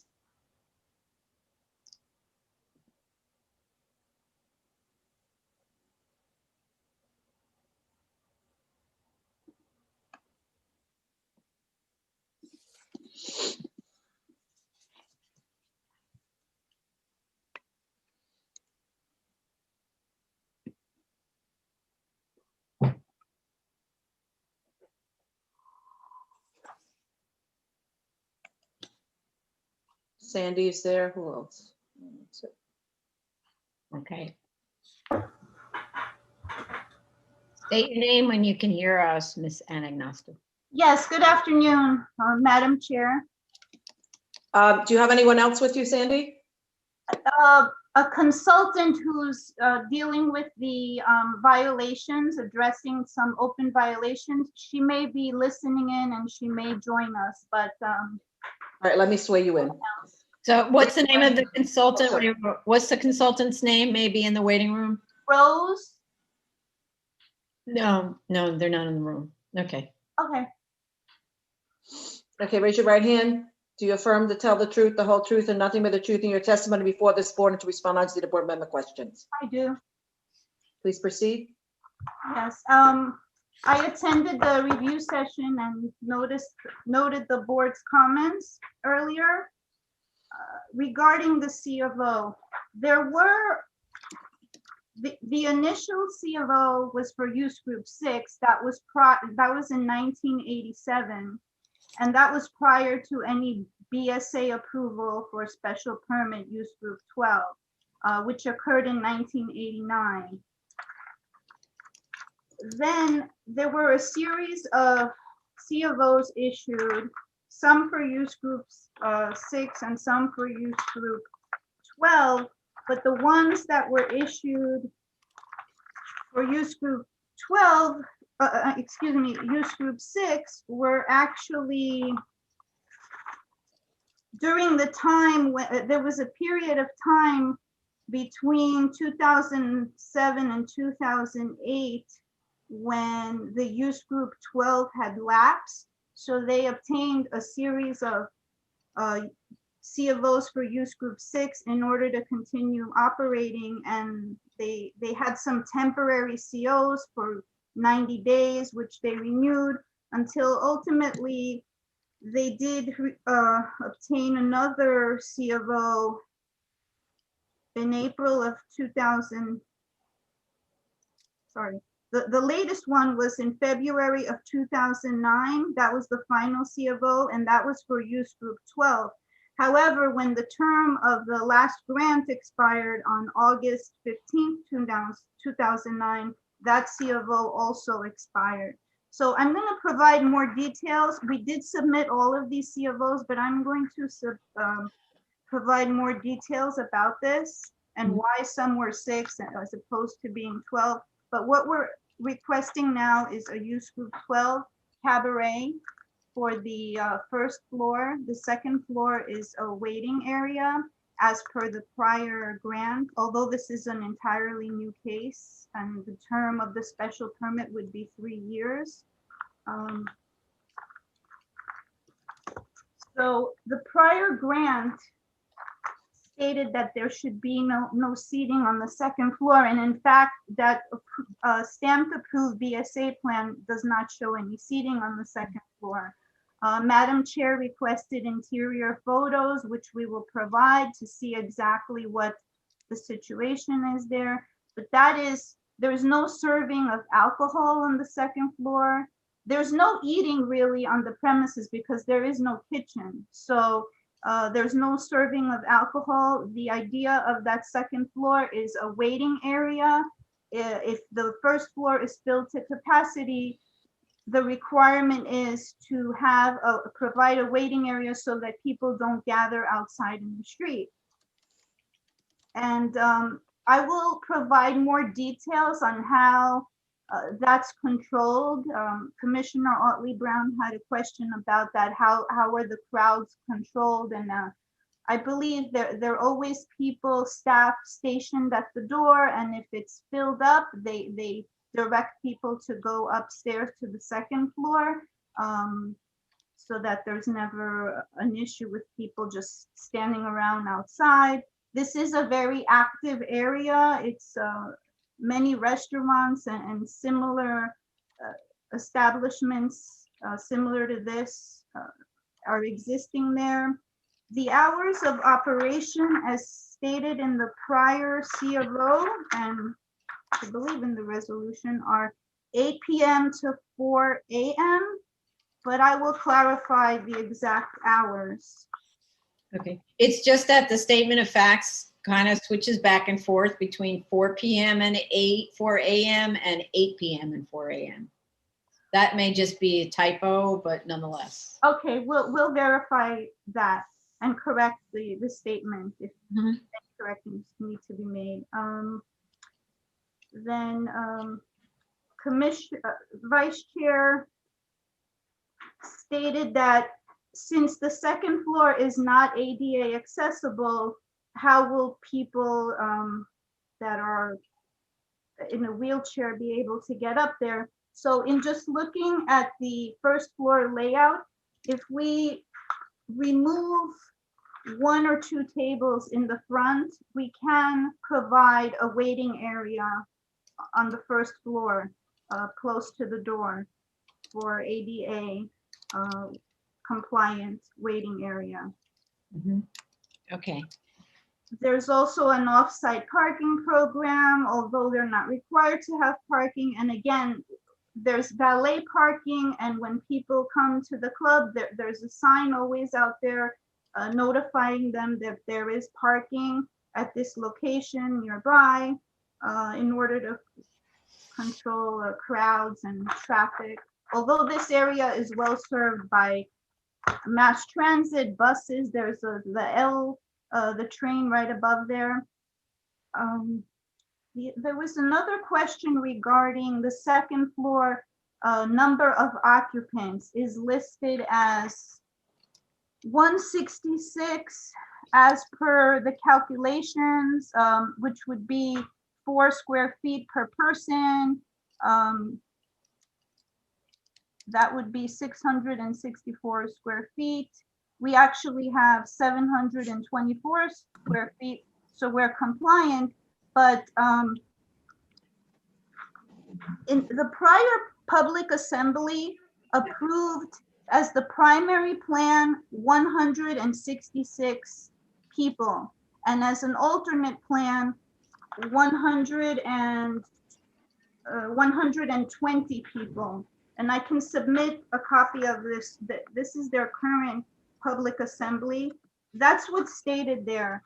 So we could use the maximum capacity of 166 up there because we do have the square footage and it is compliant with the building code. But that's what was approved previously. There was a question about. Sorry, before you go on, what do you mean as an alternate 120? I understood the 166, but what do you mean about the 120 as There's an alternate plan, 120 people, 120 people. But what's the alternate? Your PA permit was approved at 166, right? It actually shows both. Number of persons, second floor, eating and drinking establishment, not a cabaret, 166. And then a waiting area, not a cabaret, 120. So I believe you can have 120 or you could have a maximum of 166 as the primary plan. Confusing. Okay, but you'll share that with us. Yes. Go ahead, Commissioner Ollie Brown. Yeah, I just found that really confusing. I mean, why would they stop at 122 people when you clearly have the waiting area for more people? So we can use the maximum capacity, and I'll be submitting these documents, the current PFA permit. And there was a question regarding. Can I go back to the PA permit? So when I'm looking at the floor plan, the first floor plan says 166 person. Right. So the PA permit maybe wasn't specific when it said 166, that it is for the first floor? No. Or do you have PA permit for both the floors, first floor Yes. and second floor separately? Yes, there's one permit for the first floor, which states 166, and then there's another permit for the second floor. Each floor has a separate PA permit. And so PA permit for the second floor says, let's hear it again, says what? 166 and 120. So the second floor says both 166 and 120, or does the second floor say only 120 and the first floor says 166? No, the first floor says 166 and the second floor states eating and drinking establishment, not a cabaret, 166, and then waiting area, not a cabaret, 120. It says both. And from what I understand, there's the primary plan, you can use the maximum capacity of 166 or have 120 people In as the was working area. approved under the public assembly.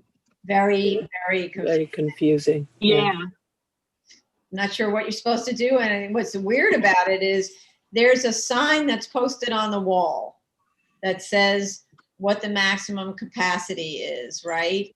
Mhm. But the signs say either 166 or 120. It's a big difference, right? Like, do you get a violation if you're more than 120 or no, because it's really 166. It's quite confusing.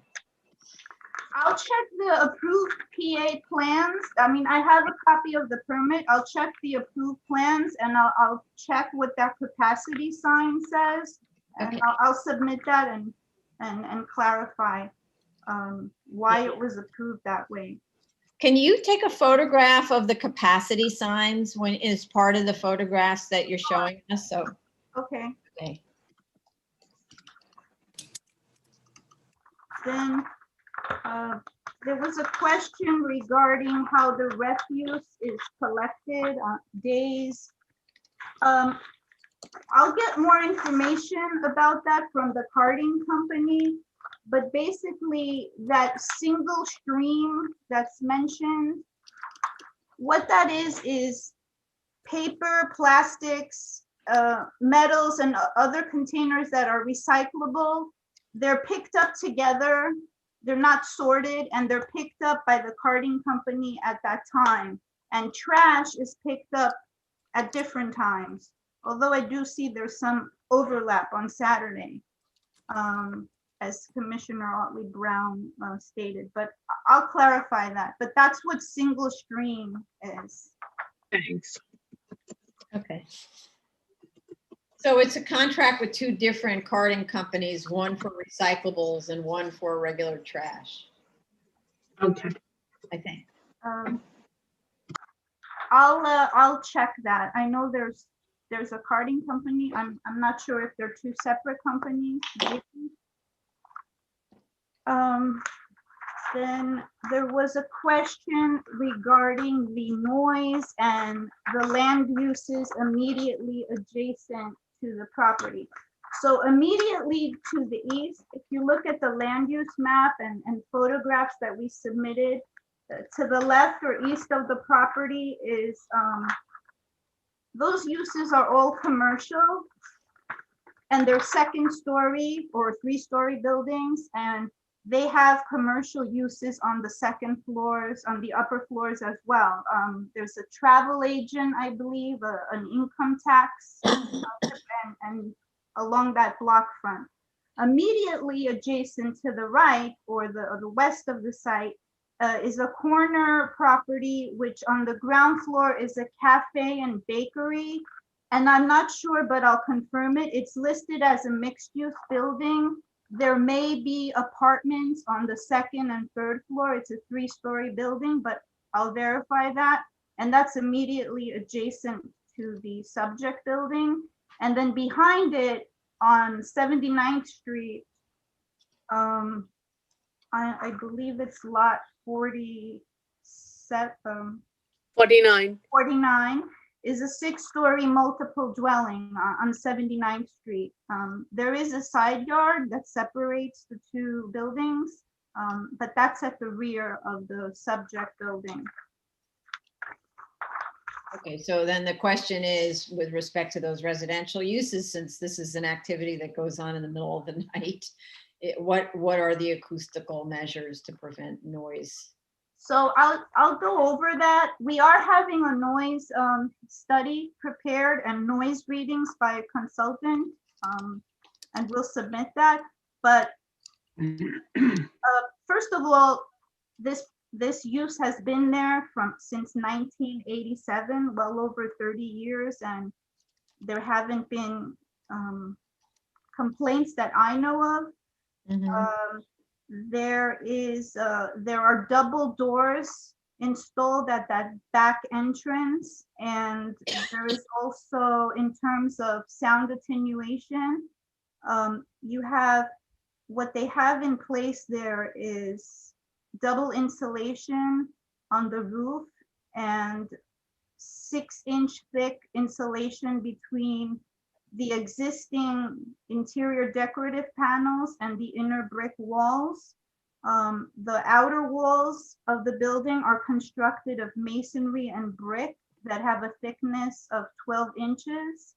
And inside, the interior walls are covered with fireproof sheetrock mounted on 2-foot-4 studs that are filled with insulation batt. And some noise studies that were done in the past didn't show any noise levels that exceeded acceptable levels. And they are compliant with the New York City noise code, although I don't have any recent noise readings, so we are getting that. In terms of what happens there's a DJ, and occasionally they'll have some live entertainment, and they also have live sporting events where people come to watch soccer games or sporting events. But they don't have live music every day, every evening. It's occasional. Okay, but you'll clarify for us, obviously, if there's any new noise impacts, and so that will happen later. Okay, and I always say this about the fact that there haven't been complaints. People just get used to stuff. I mean, in this area, of course, you have the train, you have the noise of traffic, and you just say, I live in a noisy neighborhood, but at 4 a.m. your noisy neighborhood is less noisy, and you can maybe hear the thumping of the speakers or something like that. So the studies should be done, of course, well, this is tricky. How are the studies actually being done if you're not allowed to have a functioning cabaret right now? Yeah, that's the challenge here. So it's two things. We're doing the impact category, which we submitted the noise impact category as part of the EAS. So we would do the noise study in compliance with the CEQA requirements, but also there's the E-finding for section 73-244, which just talks about noise. But that is a challenge because this establishment, like many others in the city, has been closed since March of 2020. They don't have music, obviously, no indoor gathering, and for a time they had some to go, but they don't have a kitchen, so they had some to go options, but that didn't last long at all. So I spoke with the consultant about this, and they would have to, I guess, replicate the music and do the readings because they're not open at this time. We really don't know when they will be allowed to. One idea, in addition to that, might be to maybe post the neighborhood and ask neighbors whether they have problems with the sound. This one was only posted, or had this work? We notified the adjacent property owners within a 200-foot radius about the hearing. So we do have 4 letters in opposition but they're just talking about other bars in the neighborhood and congestion.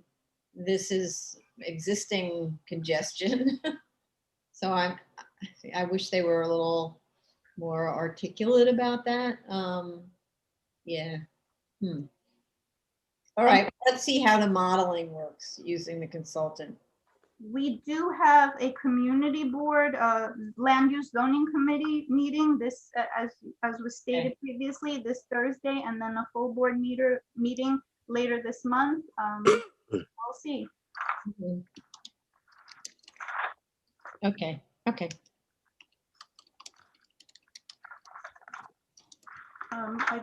Madam Chair? Yeah.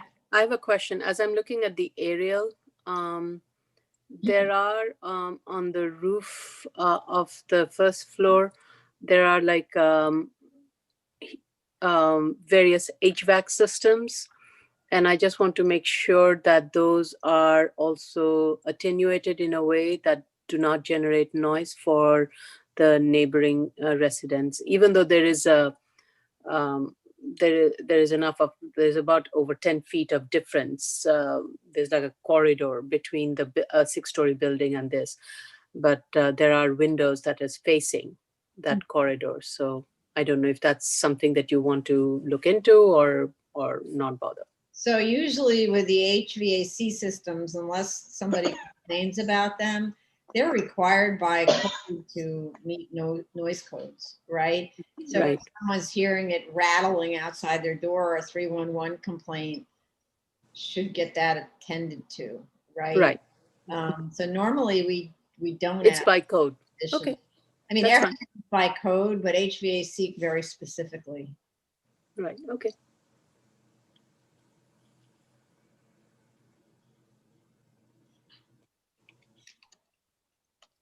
All right. Anything else? Ms. Anagnostou? So I think I addressed all the issues that were brought up at the review. I don't know if there are any other questions. Nope, I don't think so. Did we leave anything out, commissioners? Anything you want to go over? Okay, great. So let's go to the public then. I can't tell whether there's anyone in the public who wants to speak on this, but let's put the screen on to invite the public. So the case we're discussing is 2018-26 BZ 7903 Roosevelt Avenue, Queens. The phone number is 646-558-8656. Zoom webinar ID number is 955-9716-7738. So if you'd like to speak on this item, please dial that number and the passcode. And in the meantime, how much time do you need to respond to these things, Ms. Anagnostou? Well, I would say about 6 weeks in order to get all the noise study and then address everything else that we've discussed today. Okay. I would ask for 6 weeks for submission. Okay. Good. Okay, let's see if there's anyone. If anyone's in the Zoom room who would like to speak on this, please raise your Zoom hand. I don't see anyone calling in, so it's all people with names. Oh, excuse me. I'm sorry, Madam Chair. One more item. Yeah. There was a question about open violations. So there's one boiler violation for failure to file an annual report in 2012. That's being addressed, and we should have that resolved by the end of this month. And then there are 3 other open ECB violations. Those have to do with the certificate of occupancy and public assembly. We need to obtain the special permit from the board and then obtain the approval of the alteration type 1 from DOB in order to obtain a new CLO. So those will be resolved, those 3 violations, after DOB issues a new certificate of occupancy. Right. Okay. So one question posed by our council, was whether we need proof of continuous use, but this is a new application, right? It's not an extension on an existing one. No, we resolved that one. Oh, we did? Okay. Yeah. Although I agree with that, but I did submit Google Street View photographs from 2012 to 2018 that shows nothing has changed there. It shows the building with the signage, and they were operating. Okay. Great. All right then. So I think there were nobody called in. So I think we have everything. You need 6 weeks to submit. So thank you very much. And we can move on to the next one. Thank you. New case, sorry, thank you. New case, item number 28, 2019, 95 BZ, 19 Maspeth Avenue, also known as 220 Concelia Street, Brooklyn, whatever. Whatever.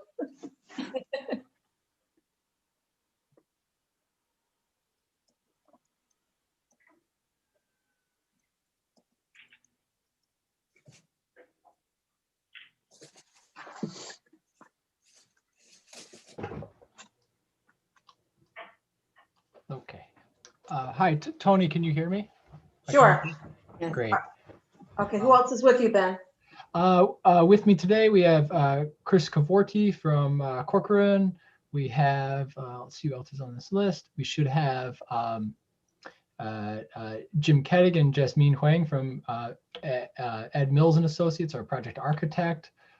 We have Barbara Cohen, who you're familiar with. We have Maurice Bialy from ConsultMab, our construction cost estimator. We also have representative of ownership here as well. But my name is Ben Stark. I'm a attorney at her. Oh, okay. Yeah. Everyone raise the right hands. Do you affirm to tell the truth, the whole truth, and nothing but the truth in your testimony before this board and to respond honestly to board member questions? Yes, I do. Yes. Okay. Anyone else who's going to be speaking? Anyone who's speaking needs to say yes. Yes. Yes. Yes. Okay. Mr. Stark, you may proceed. Thank you, Ms. Matias. My name is Ben Stark. I'm an attorney at Hirsch & Singer and Epstein. As I know the board is familiar with, this is a variance filed on behalf of Capscar 3 LLC, seeking a waiver of a use and bulk regulations in the DR to facilitate development of a new 6-story residential and commercial building in a C82 district at 19 Maspeth Avenue in East Williamsburg, Brooklyn. This property is striking. It is small at just 2,900 plus square feet, and it's vacant. By our research, it was made vacant as far back as 1982, almost 40 years ago. And most striking, the property is completely bounded by crisscrossing streets that give it a unique triangular shape. We believe that the evidence submitted into the record demonstrates that those physical properties inherent in the subject property collectively are unique and give rise to practical difficulties and unnecessary hardship in developing the subject property in strict conformity with use and bulk provisions of the ZR applicable in C82 districts. That unnecessary hardship caused by those unique physical conditions, or the unnecessary hardship caused by those unique physical conditions, take the form in two ways. One, premium construction costs that arise solely because of those unique conditions, but most importantly, by interior layouts for conforming commercial and community facility uses that are functionally inferior because of the size and the shape of the underlying zoning law. We believe, again, that the evidence on the record supports this conclusion regarding hardship. On the record before you is a letter dated July 1st from Chris Cavorti, a licensed real estate salesperson and broker with extensive local experience and who is here today to respond to board questions, including those raised at the executive session, who concludes in his letter that the small leasable spaces within the conforming mixed building and the conforming commercial building are not functionally viable for prospective commercial and community facility tenants. And this is a key takeaway that we're going to focus on during today's hearing, that because we believe that this point may have been not fully appreciated by the board, is that the hardship starts with the size. The size tees up who would lease commercial or community facility spaces here: startups, small food and beverage operators, dentists, other mom and pop, so to speak, medical office users. But then the size of these commercial and community facility floor plates in this smaller tenant pool is really like there's a knockout punch then delivered by the inefficiencies caused by the unique triangular shape. So we don't think it's appropriate to kind of draw a line between those concepts of small size and that unique triangular shape. It's them collectively, although it starts with a very limited tenant pool due to that small size, individually of which is unique in this particular area. So we of course listened to today's executive session. We disagree with the board's position that a use waiver is not appropriate here. We believe that, as I just said, that the small size of the site and its unique shape basically categorically make it a bad fit for conforming commercial tenants and community facility tenants. And then from there, obviously, we believe there's a conversation to be had and that is much more detailed about what the minimum variance is. But we would like to focus on the inappropriateness of this site for conforming commercial use. I think because it wasn't mentioned so much in today's executive session, I want to invite to introduce himself and speak before you, Chris Cavorti, whose letter, again, is on the record and we think is a really great summation of why the size and the shape of the site make development of an as-of-right building completely unviable here. Chris, do you want to unmute and introduce yourself?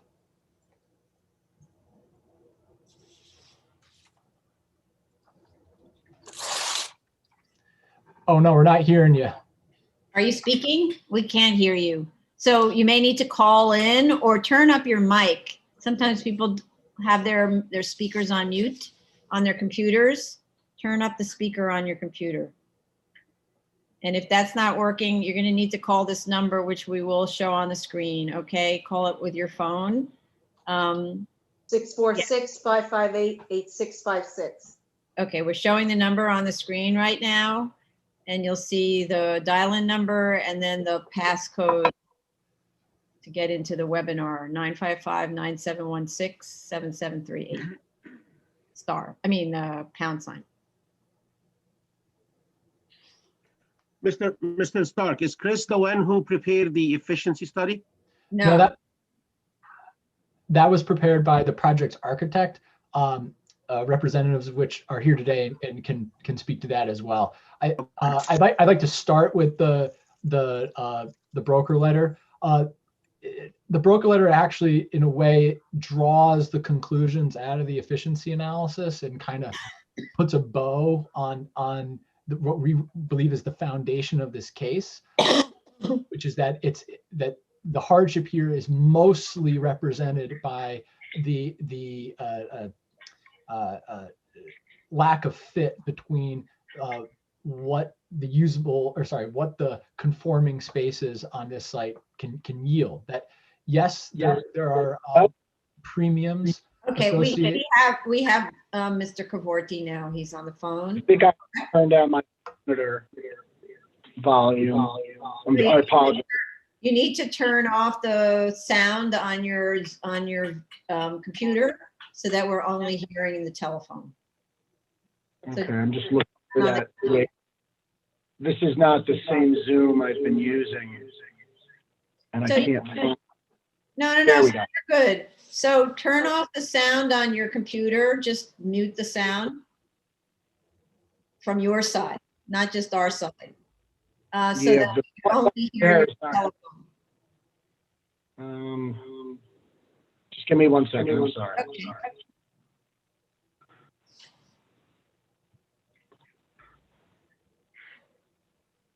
Okay. Here we go.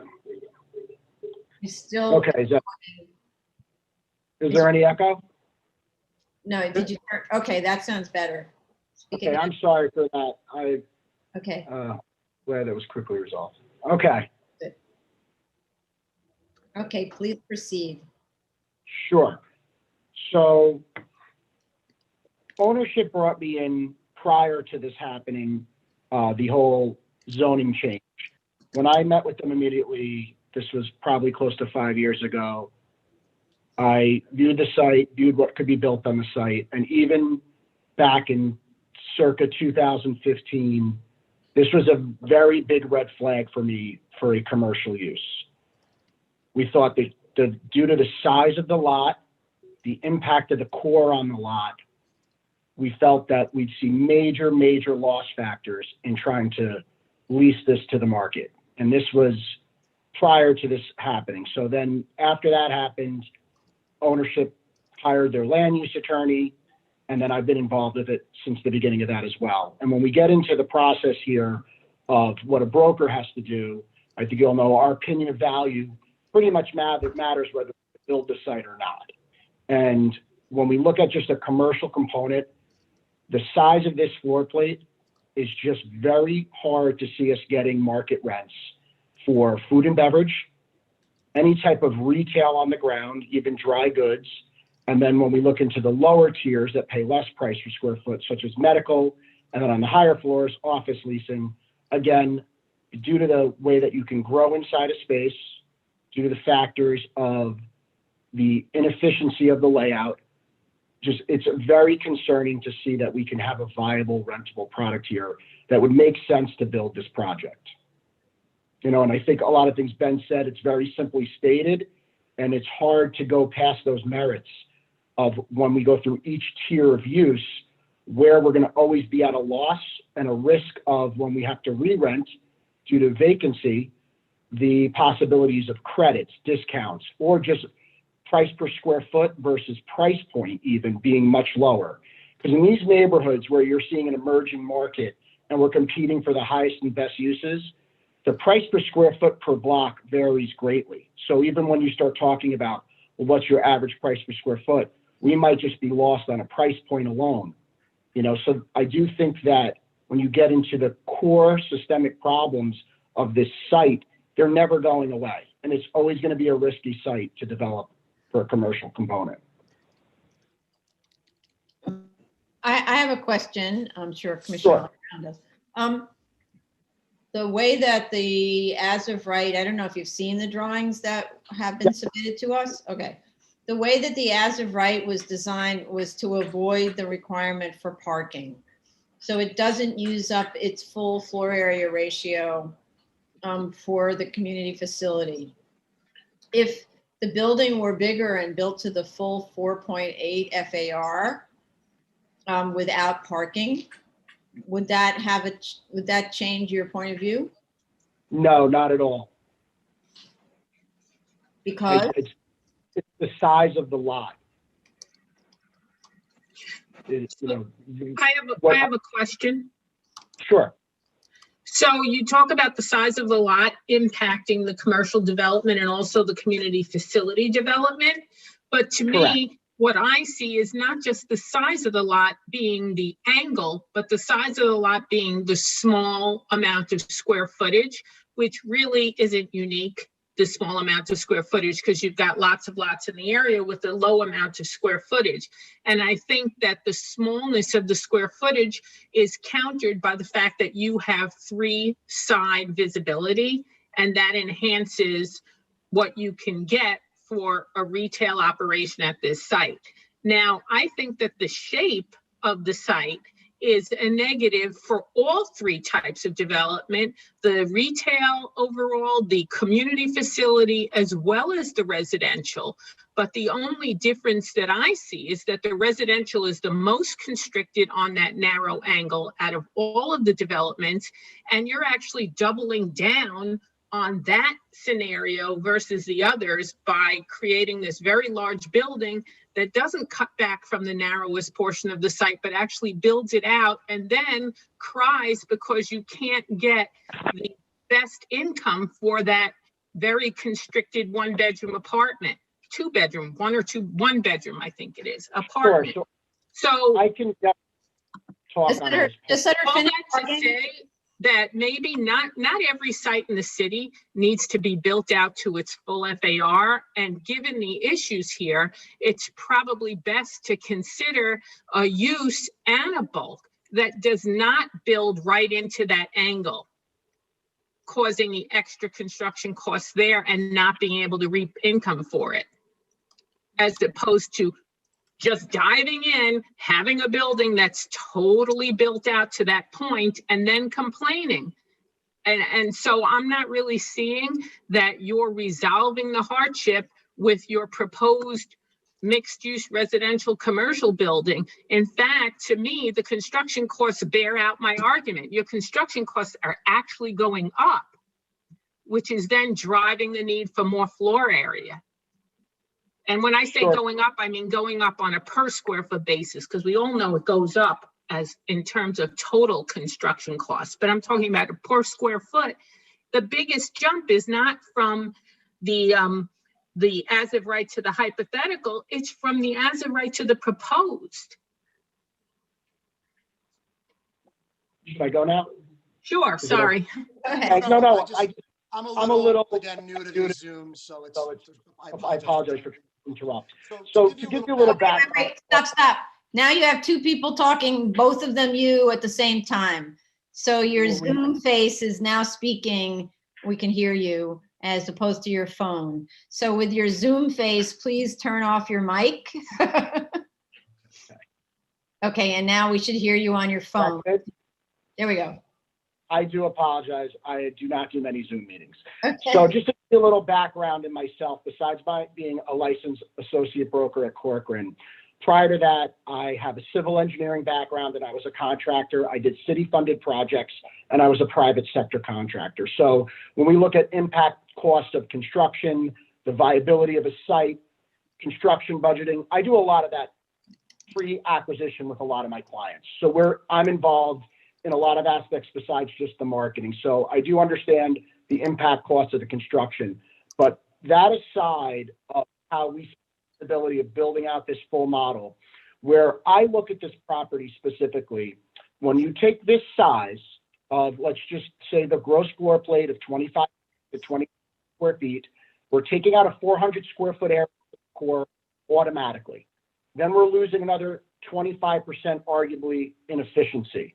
I'm now comparing this to a 1,400 or 1,500 square foot space that when someone walks into for retail or commercial purposes, they're going to see all the negatives. And that's going to hurt us in marketing, price, and probably make this basically obsolete. We wouldn't build here. It would not be proper, in my opinion, to build a commercial building on this site. When I take that away, and you've asked about the residential portion of it, our group specifically and myself, we are also highly involved in retail and residential rentals. So I don't only do sales and leasing for commercial, we also do residential. And our group does between 15 and 20 apartments a month, locally focused mainly in Williamsburg and Greenpoint. We've been doing this here, so I've been doing it since 2009. So we understand the impact of a layout, but a lot of times we're not just looking at a price per square foot for rental, we're understanding what is the price point for that neighborhood. The model for these units are totally safe and sustainable to be residential rentals. Where they fall out of line and become unsafe, in my opinion, is the risk of renting it on a retail or commercial level. I'd much prefer as a broker to see this type of property be used for residential housing. It makes a lot more sense. And the viability as a commercial component, it's very risky.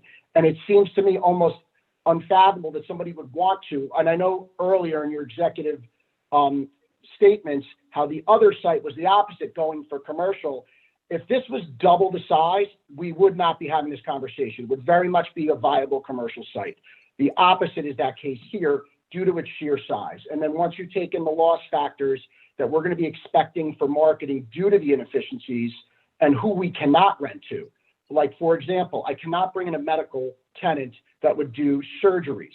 This cannot be an Article 28 compliant in my opinion, because the size of the elevators change. Everything changes that you need less rentable space.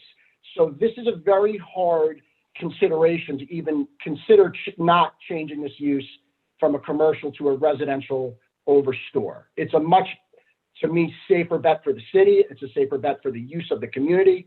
It's something that I feel is appropriate for this location. And it is a very limited site on what you can do commercially. And I think my letter details that obviously much more than we're having in this conversation. And we're not even getting on the merits of the where we are today that has resulted for COVID. I'm even more concerned about office leasing today for the fact that we're in this meeting on Zoom and it's more efficient. We got through my major technical glitch under a minute and we're having an effective meeting right now. There is a huge concern about the future of commercial leasing in the city. I know that Cuomo yesterday is in the Real Deal talking about converting commercial to residential. So I don't think we are really off topic understanding the hardships of a commercial site versus doing something a little more sustainable, in my opinion, to the community, which is a mixed use property. So I just want to throw in that you used the word when you first started, before I was involved in this prior to consideration of a rezoning. This Yes. is the critical thing here is this is not an application to rezone this site. This is an application for variance under section 7221 of the zoning resolution, which requires that we make a finding that the site is both unique and that it suffers a physical hardship that drives the scope, the waiver, and the scope of the waiver, right? So it's a completely different analysis than city planning might make when asked to rezone this site or the neighborhood and so on. So city planning might agree with you about all of those things, but we're being asked to look at some very specific questions. And when we see that the premium, in other words, the difference between what's being called the typical as of right, the rectangular site, which is also only 2,500 square feet or whatever that number is. So no difference in floor area, also really constricted. And the argument is that had this been a typical site, I'd be good, we'd be good. We'd pursue commercial use. Madam Chair. Please don't interrupt, Mr. Stark. Please, you need to learn not to interrupt. All right. So, so that the typical site is a rectangle, and that's always how we study it. We look at it as a comparison between one that doesn't suffer the hardship of the shape and one that the actual one that does, right?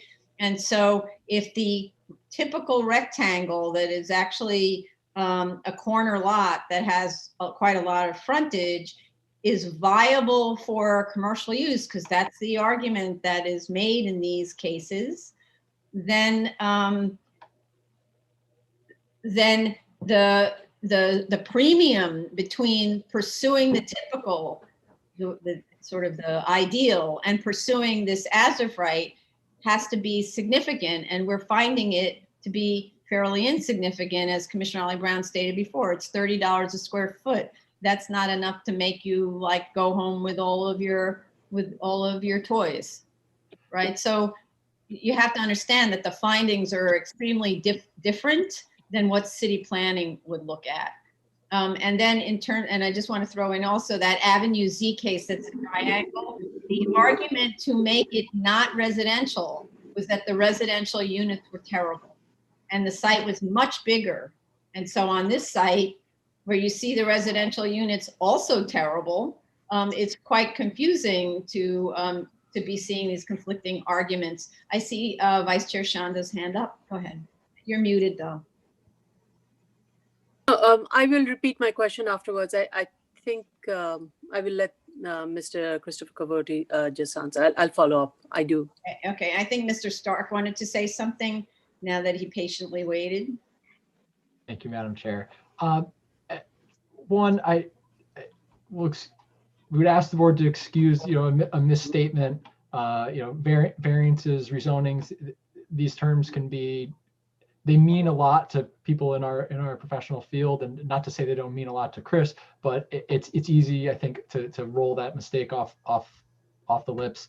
But I want to just discuss a little bit that efficiency analysis and its reference to a rectangular shaped site. The efficiency analysis and our papers don't refer to that rectangular shaped building as a typical building. No, we refer to it as the hypothetical rectangular building, and the design of that building and the comparison of that hypothetical building to the as of right or the hypothetical as of right developments on the triangular shaped site, what was done to illustrate one thing. It was only done to illustrate that when you normalize for size, that the shape causes inefficiencies. And this was done by our applicant team in response to feedback we've gotten from the board on prior cases. Is that appropriate of us? I think it is. We're trying to learn with the board. We're trying to become better practitioners. And we heard the board on prior cases that the board needs to see specifically what is it about the shapes of these sites that can make them that causes a hardship functionally, not a hardship in a dollars and cents understanding. What is it about the shape that makes them functionally obsolete for particular as of right uses? And I think this site it perfectly presents that the as of right uses that would be permitted and would be in the market to locate in a 2,900 give or take square foot on a 2,900 square foot give or take commercial or community facility floor plate are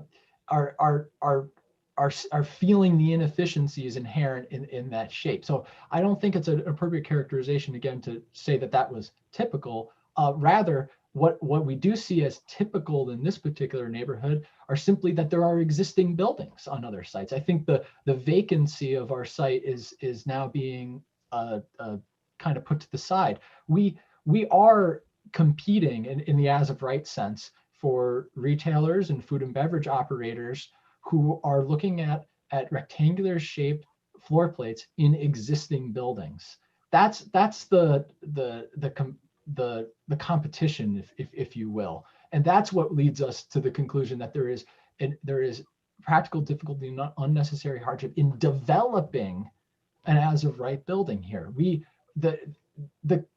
The comparison out in the world in the 1,000-foot radius surrounding this site are not 2,966 square foot vacant corner lots, like everybody's vacant, everybody's a corner lot, and that's who we're only compared against. No, who this site is competing against are existing buildings that are by and large rectangular, and as I believe one of the members of the board mentioned, are by and large in interior lots.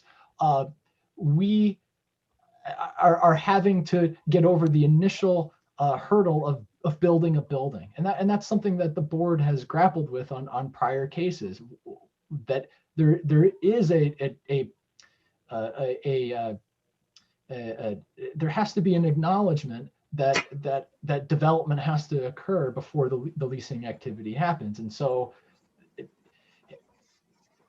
I believe Commissioner Chanda probably can chime in here with her question. Maybe I can be responsive to it. Well, go ahead. You want to speak to that? Sure. I mean, I do appreciate Mr. Stark's position and that that as a typical tenant in this area would be looking for a more viable space that is easy to build on, easy to use, optimize, and easy in terms of circulation of the activities. And I get that. And I do want to pick up, and there are, I've been to this neighborhood, and there are a lot of commercial spaces along the Maspeth with space. I mean, and this is not, I mean, sorry, Metropolitan Avenue is your more commercial corridor. This place is becoming, like, as you move away from Metropolitan, it's becoming less of a commercial corridor, though this has a commercial overlay. I mean, not commercial overlay, it is a non-residential use. Yes, you do have the benefit of having the frontages, so there is some kind of commercial use can be used, but how much of it will pick up as a primary commercial use that Metropolitan picks up, I don't know, and maybe that's something you can clarify more in your documentation. The question that I had for Mr. Cavorti was, You mentioned that community facility medical offices that are specifically for surgery related, and I don't know how you define surgery related is really one of the questions. I mean, there are daycare facilities. I mean, this is a community that is changing, younger population, children, so daycare facilities. There are other kinds of community facilities that does not probably require so much of like I know in my neighborhood, there's a really odd shape where there's a dentist office that is there. So, you know, I'm just kind of saying, give me an idea of what you mean by kind of community facility spaces that medical office spaces that will not work here and that would work here. Sure. So when we will look how we can price out a unit and the intended uses, let's just say for medical, daycare, health and wellness in general, and then the lower tier of community facility would be some nonprofit organization. So medical is always our best, dentist, pediatric care, et cetera. They will come in and they will need certain size offices for their consultations, or like I said, non-surgical or surgical, they will have certain amount of rooms. Obviously, our fear of when we get to this inefficient part of the building, we're just going to not be viable for that area. So it could be blended in almost as storage or something else. So that $30 a price per square foot, just to go into that a little bit, might get blended down because of other spaces will be categorized by that user as something else, therefore credits, et cetera. When you get into daycare, which is not something we talked much about in the letter, or schools, that also still has to be state approved. And there is, I believe, 300 square foot rooms for up to 10 students.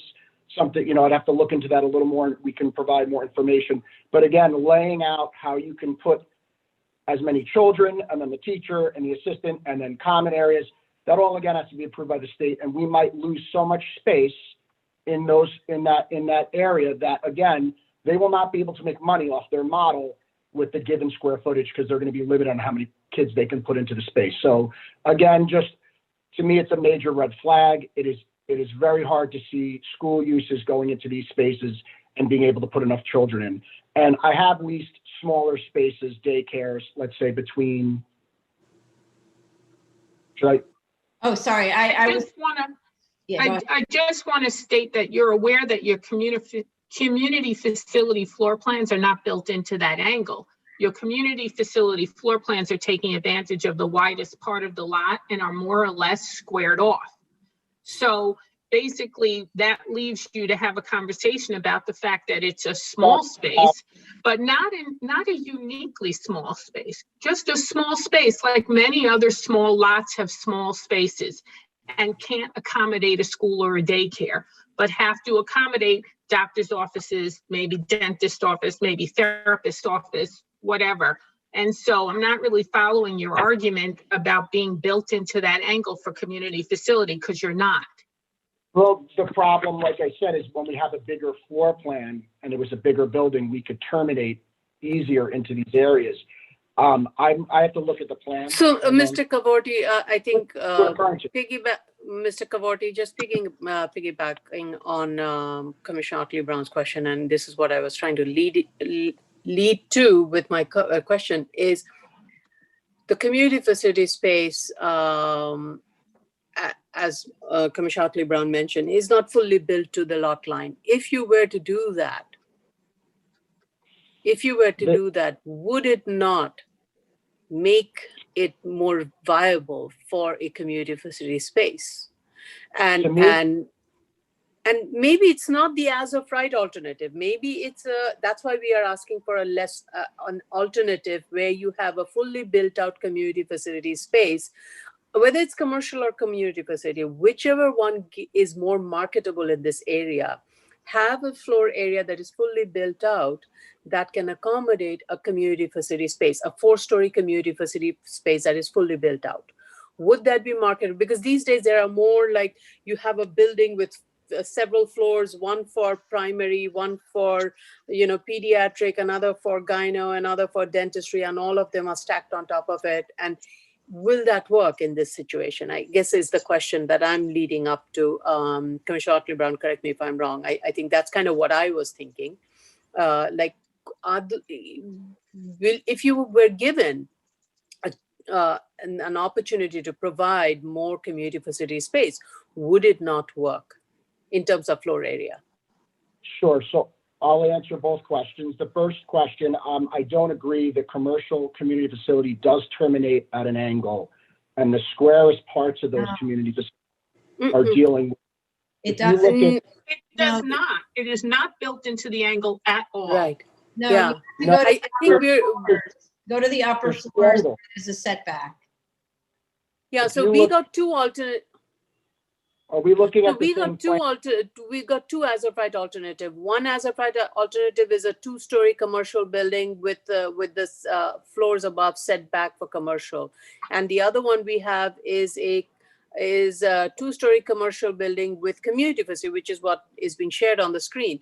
Community facility floors above that are completely set back and not optimizing the full lot size of this site. The You have a lot. The you have reason the- for that is because of the parking. So there was a restriction on the amount of floor area used. That's what my question was before. Because if you build these out full, you'll exceed the allowable floor area for the parking waiver. So that's why we were talking about an as of right use with a parking waiver would allow full build out to the 4.8 FAR. Whereas, and let me pose it sort of another way. 4.8 FAR is a permitted floor area ratio in this district for community facility. It is not a permitted, obviously, floor area ratio for residential in the adjoining R6A. So the absolute most that this board would even vaguely consider, if it were to consider a use variance, would be 3 FAR. So what you're looking at is a comparison in viability between a 3 FAR at the best residential building versus a 4.8 FAR community facility and commercial building. Those are the comparisons that you have to make, not that, I want a residential building that's however tall I need it to be in order to compensate for the construction costs, the strangeness of the site, et cetera. I just want to jump in one thing about the purpose of what we call the typical as of right. That, which is something Mr. Stark said, I need to clarify what that is. The thing we call the typical as of right is a site not imposed upon, not burdened by the hardships complained of. So in this location, the hardship complained of is the shape of the site. Everyone is saying, oh, it's a terrible triangle. The hardship complained of is not the size of the site, particularly because it wouldn't be unique, because there are many sites that are the same size, 3,000 square feet, basically, right? And especially the typical that's shown is a corner lot that has 2 frontages that is sort of better positioned than an interior lot. So if we were to talk about the retail space, the retail does much better by being on a corner, obviously, and by being on a triangle. As we said, it has 3 fantastic frontages. So you do have to take that into account. And I do want to say also that you can't really be complaining about the viability of the retail in this commercial version, because you also have retail in your residential version. So the retail has to be sort of a wash. You can't complain that it's not rentable. And in fact, you've created a very unrentable retail in your residential version because the core is enormous and it's right down the center and splits the retail into 2 pretty disagreeable like newsstands, because one's a coffee bar and I don't know what the other one is, or it's a coffee bar where it sneaks around this very huge core. So you do have to address those criticisms. Okay, so please. I think we'd like an opportunity before this hearing gets too far along to hear from the project architect, who again was worked even before we were involved to try to design spaces that work for an as of right use. The one thing I'll say before we get into that, I don't think it's a fair, I'm not sure it's a fair characterization to say that this neighborhood is, that there are many small lots that are vacant. That's our uniqueness study shows that even on its own, the small size and the vacancy of the site is quite unique. Again, the shape is the knockout punch. It's the size and the vacancy that tee up the bulk of the hardship in trying to develop a building for an as of right use. So to say that everything comes back to the shape again. Fair. I think the vacancy is actually good because you've got a clean slate. You don't have to demolish any existing buildings.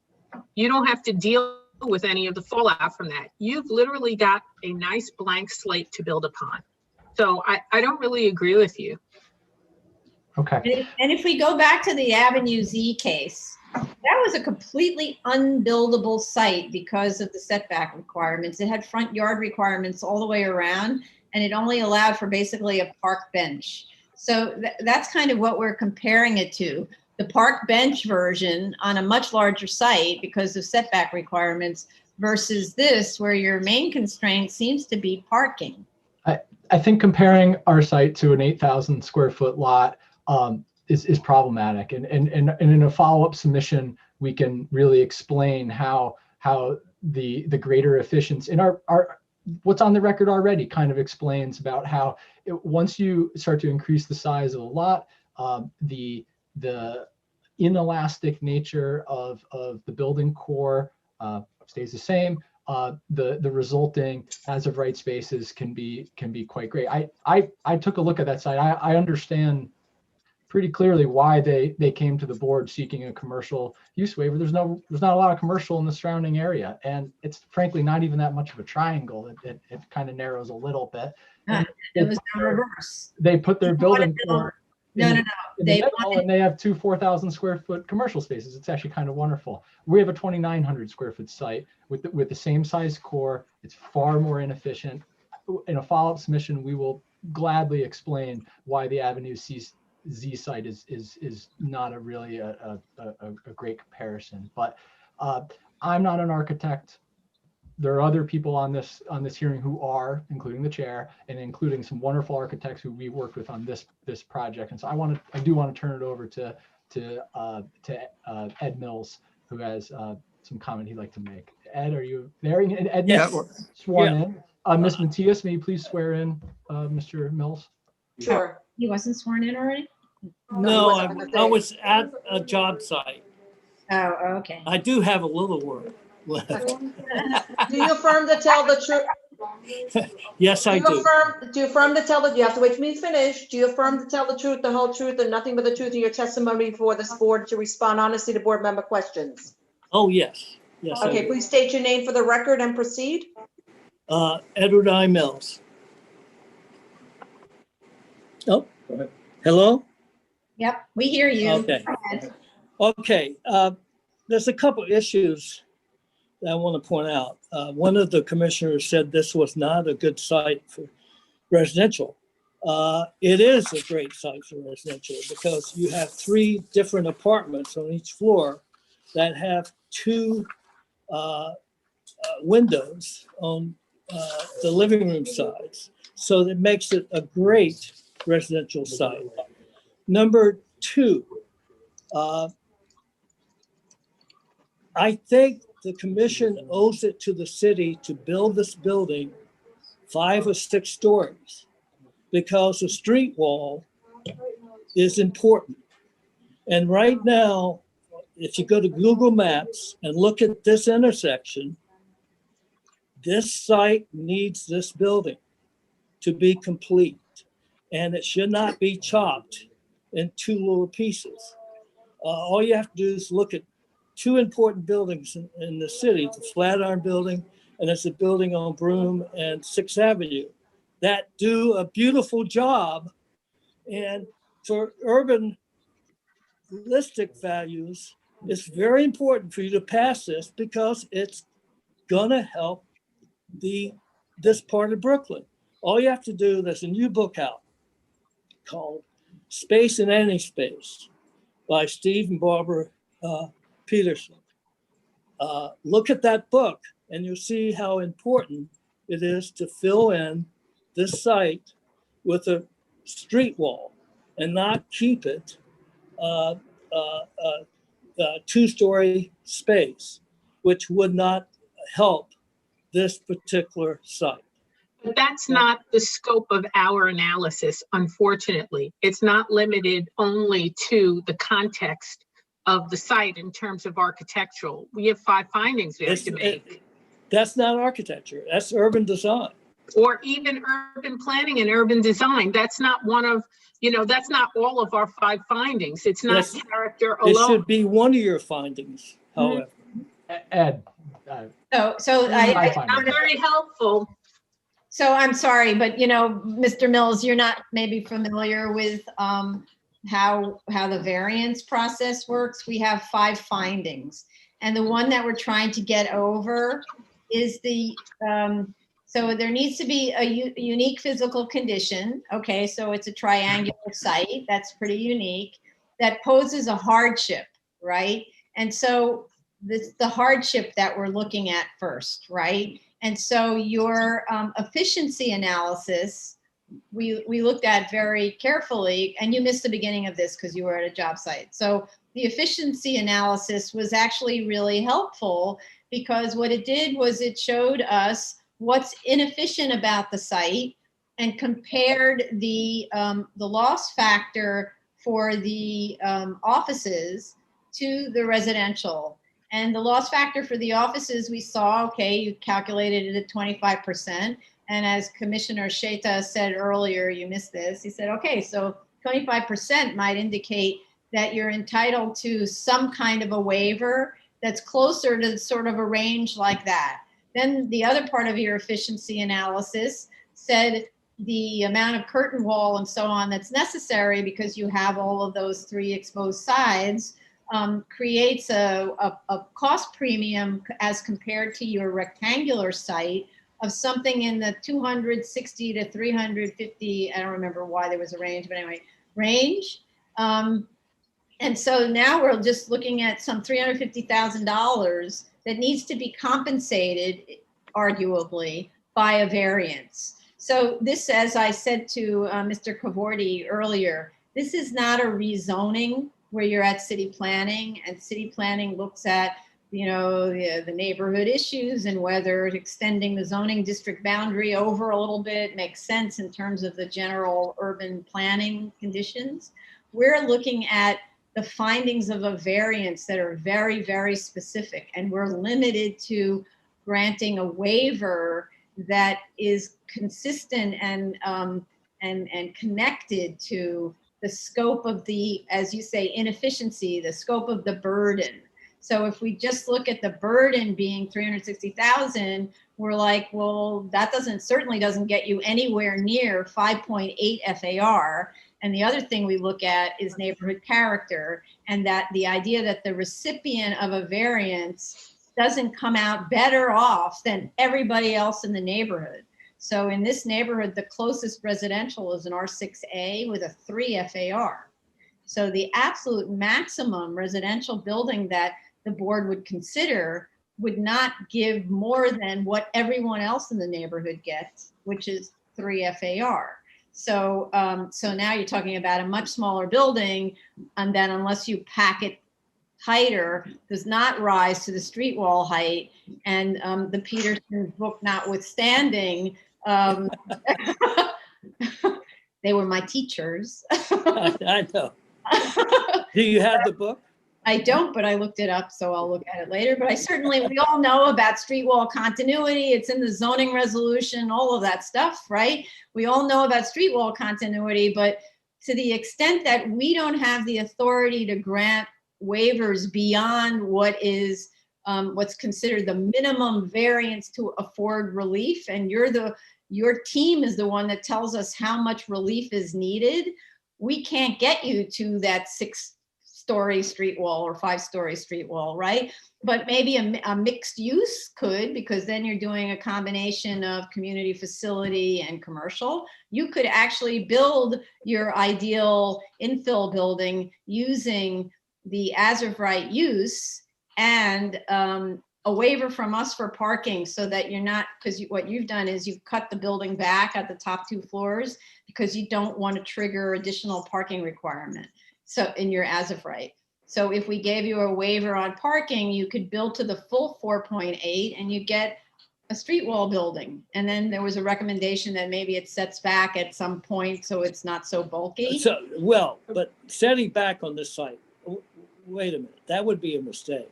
Well, but are you saying that we should go for residential FAR 3 and then 1.8 for commercial and community facility? No, I'm saying that if you're going for the residential, then you would be limited to 3. But if you want to go for a 4.8 FAR building, I don't think so anyway. If you want to go for a 4.8 FAR building, we can give you a 4.8. We can 4.8. We can give you a floor area, a parking waiver. Yes. On the parking waiver, because 1.8 would be for commercial, 1.8 for community facility, and 3 for residential. No. Ed, may I add? No. So we just need to clarify that in a commercial district, yes, you could do all of those things. This isn't. This is a C8 district, so you need a use waiver from us, right, in order to do residential at all, right? What Correct. we're saying is, so far we're not finding the hardship that would give you both a use waiver and such a huge amount of floor area beyond what is allowed in the adjoining residential district. I'm not even sure that we're at the point where we're considering really a use waiver. So what I'm offering, because I don't hear any commissioner saying that that's been established, right? And that your obvious problem with the commercial community facility building is the parking. So if we gave you a parking waiver, you could build to the full 4.8 FAR with community facility and commercial. Then you would get. And no residential. And no residential. Ed, may well, Ed, we understand where the board is coming from with their position about viable lesser variance alternatives. Just give us a second to. I want to try to really parse out the issues that the board has. It specifically, it sounds like the board is not agreeing that there exists a hardship inherent in this site in building an as of right commercial and community facility building. This kind of gets back to the conversation with Chris earlier, that if the 3rd and 4th floors of the, let's call it the mixed as of right building, were taken to the full floor plate, and then we even add another floor plate because we're going to go to 4.8, the max FAR permitted in a C82 district. So what we have there, let's just, for the sake of conversation, we call it a 5-story building with retail on the ground floor, office on the 2nd floor, and 3 floors of medical office. The question kind of comes back to Chris of, is that building, is that resolving the hardship inherent in the lot?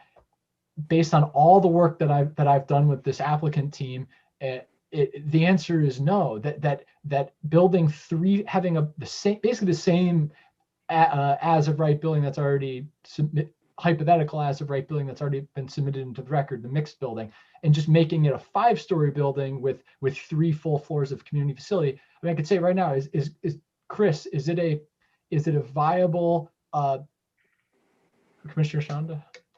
Yeah, I think, Mr. Stark, you have seen us go through this exercise, and what really, as I see it, my questions are more trying to go from question 1 to question 2 to question 3 to, therefore, why a residential option of this magnitude is being requested. So far we see position 1, which is the as of right. and then we see the jump to the proposed. Help us go through, if you're so convinced that a full build out of 4.8 with something in between, a full build out of a commercial or a community facility space or a combination, you can do all the variations with a parking waiver. If show us how it does not get you over the hardship.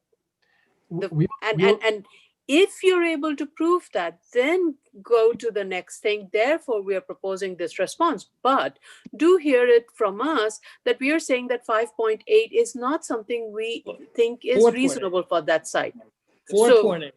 No, 5.8 FAR for the residential. Residential. So if you are going to propose a residential, it cannot be a 5.8. So if you start with the as of right, community facility as of right, commercial community facility, or even as of right community facility to the extent you can, and then an alternative which is in between where you do seek some minimum variance of parking waiver and maybe bulk waiver. I don't think you need a bulk waiver. It could be just be parking waiver for a commercial use community facility, combination of both, whichever gets you most financial return. And then show us how that still fails. If it fails, then what is it you need to do that would make it work at a minimum, a residential building with some commercial ground floor. And that is a maximum at a 3 FAR. Understood. And we're going to take that look behind the scenes after this, Okay. this hearing ends and submit things into the record. Yeah, and this is just the first day of hearing. This Absolutely. is the first day. So we are asking all these questions. So you help us walk us through all those questions Right. to get to your answer. I've had enough time before this board to first I'll say, of course, we are going to do that research and we are going to submit something into the record that looks into that. But I have been before this board enough to know where this goes. And there's two things of where this goes. There's the monetary conversation about does that lesser variance, does that proposal, that 4.8 FAR building work, is it viable from an economic standpoint, and if it's not, why? And knowing, having some experience and kind of know where this goes, the why exists in the record, and I want to continue this hearing because I think I want to understand more from the board. Whether we add a couple floors or not, those floor plates are still flawed for commercial uses. They're still flawed for medical office uses, as far as a investable proposition for new construction. We see this in Chris's letter.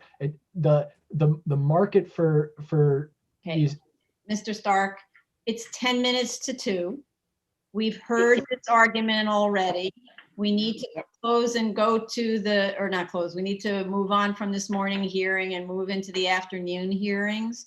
We've heard what you're saying, and now it's your job, as Commissioner Shanda said, to make the arguments in writing. You've heard all of our concerns and all of our comments, both at the review session and as we're having this discussion, and you and your team need to go back and put together your argument. And if you want to stay on this idea that the floor plates don't work, you need to do a better job, because so far we're not persuaded. I do have to say that the efficiency drawings, as I said, show how terrific those little offices would be. And sometimes that's what happens when you have a good architect. The good architect can make anything work.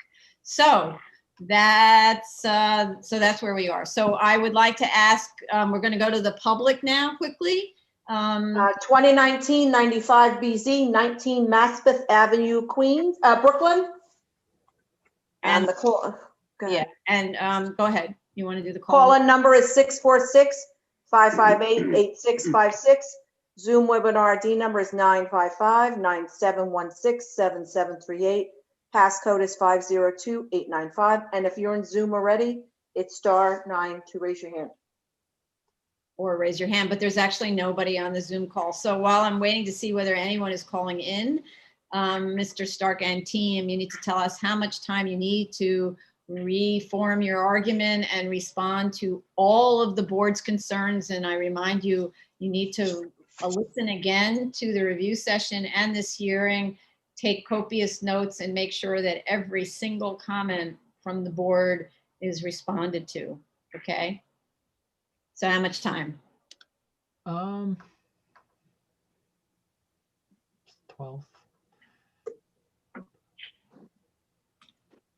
Maybe mid-March for submission date? Okay. Okay. Like an Commissioner April, first week April hearing? Is that something? No, we I'm could not do? going to tell you about the hearing. You're telling me about the submission date, mid-March submission? Yeah. Okay, so, and I see Commissioner Shetta's hand up. Go ahead. Yeah, Chair, thank you. For the submissions to come, please take the piles out unless you give us a geotech report that calls for piles. This is number one. Number two, for any item that you're gonna put in the cost estimate, please give me a breakdown for the quantity, how it is reached. Like, for example, for the excavation, if the quantity is 100, tell me that this 100 is 5 times 2 times 10. So I know where it's coming from, but not just to throw the 100 in the table and let me figure out. Okay. Luckily our cost estimator is listening, and so. And of course, this is in addition to whatever comments I mentioned during the executive session. Thank you. Okay. So we're going to do a mid-March submission. Okay, I appreciate everyone calling in, the participation of your entire team. And we're going to have to move into the 2 p.m. session. Go ahead, Tony. So this concludes the morning session for 10 a.m. So when do you want to start the 2 p.m.? We have to start it at 2. We have to start it right now, and then we'll take a break immediately after till 2:30. Okay. Okay. So this concludes the 10 a.m. session. So you can leave this. Yes.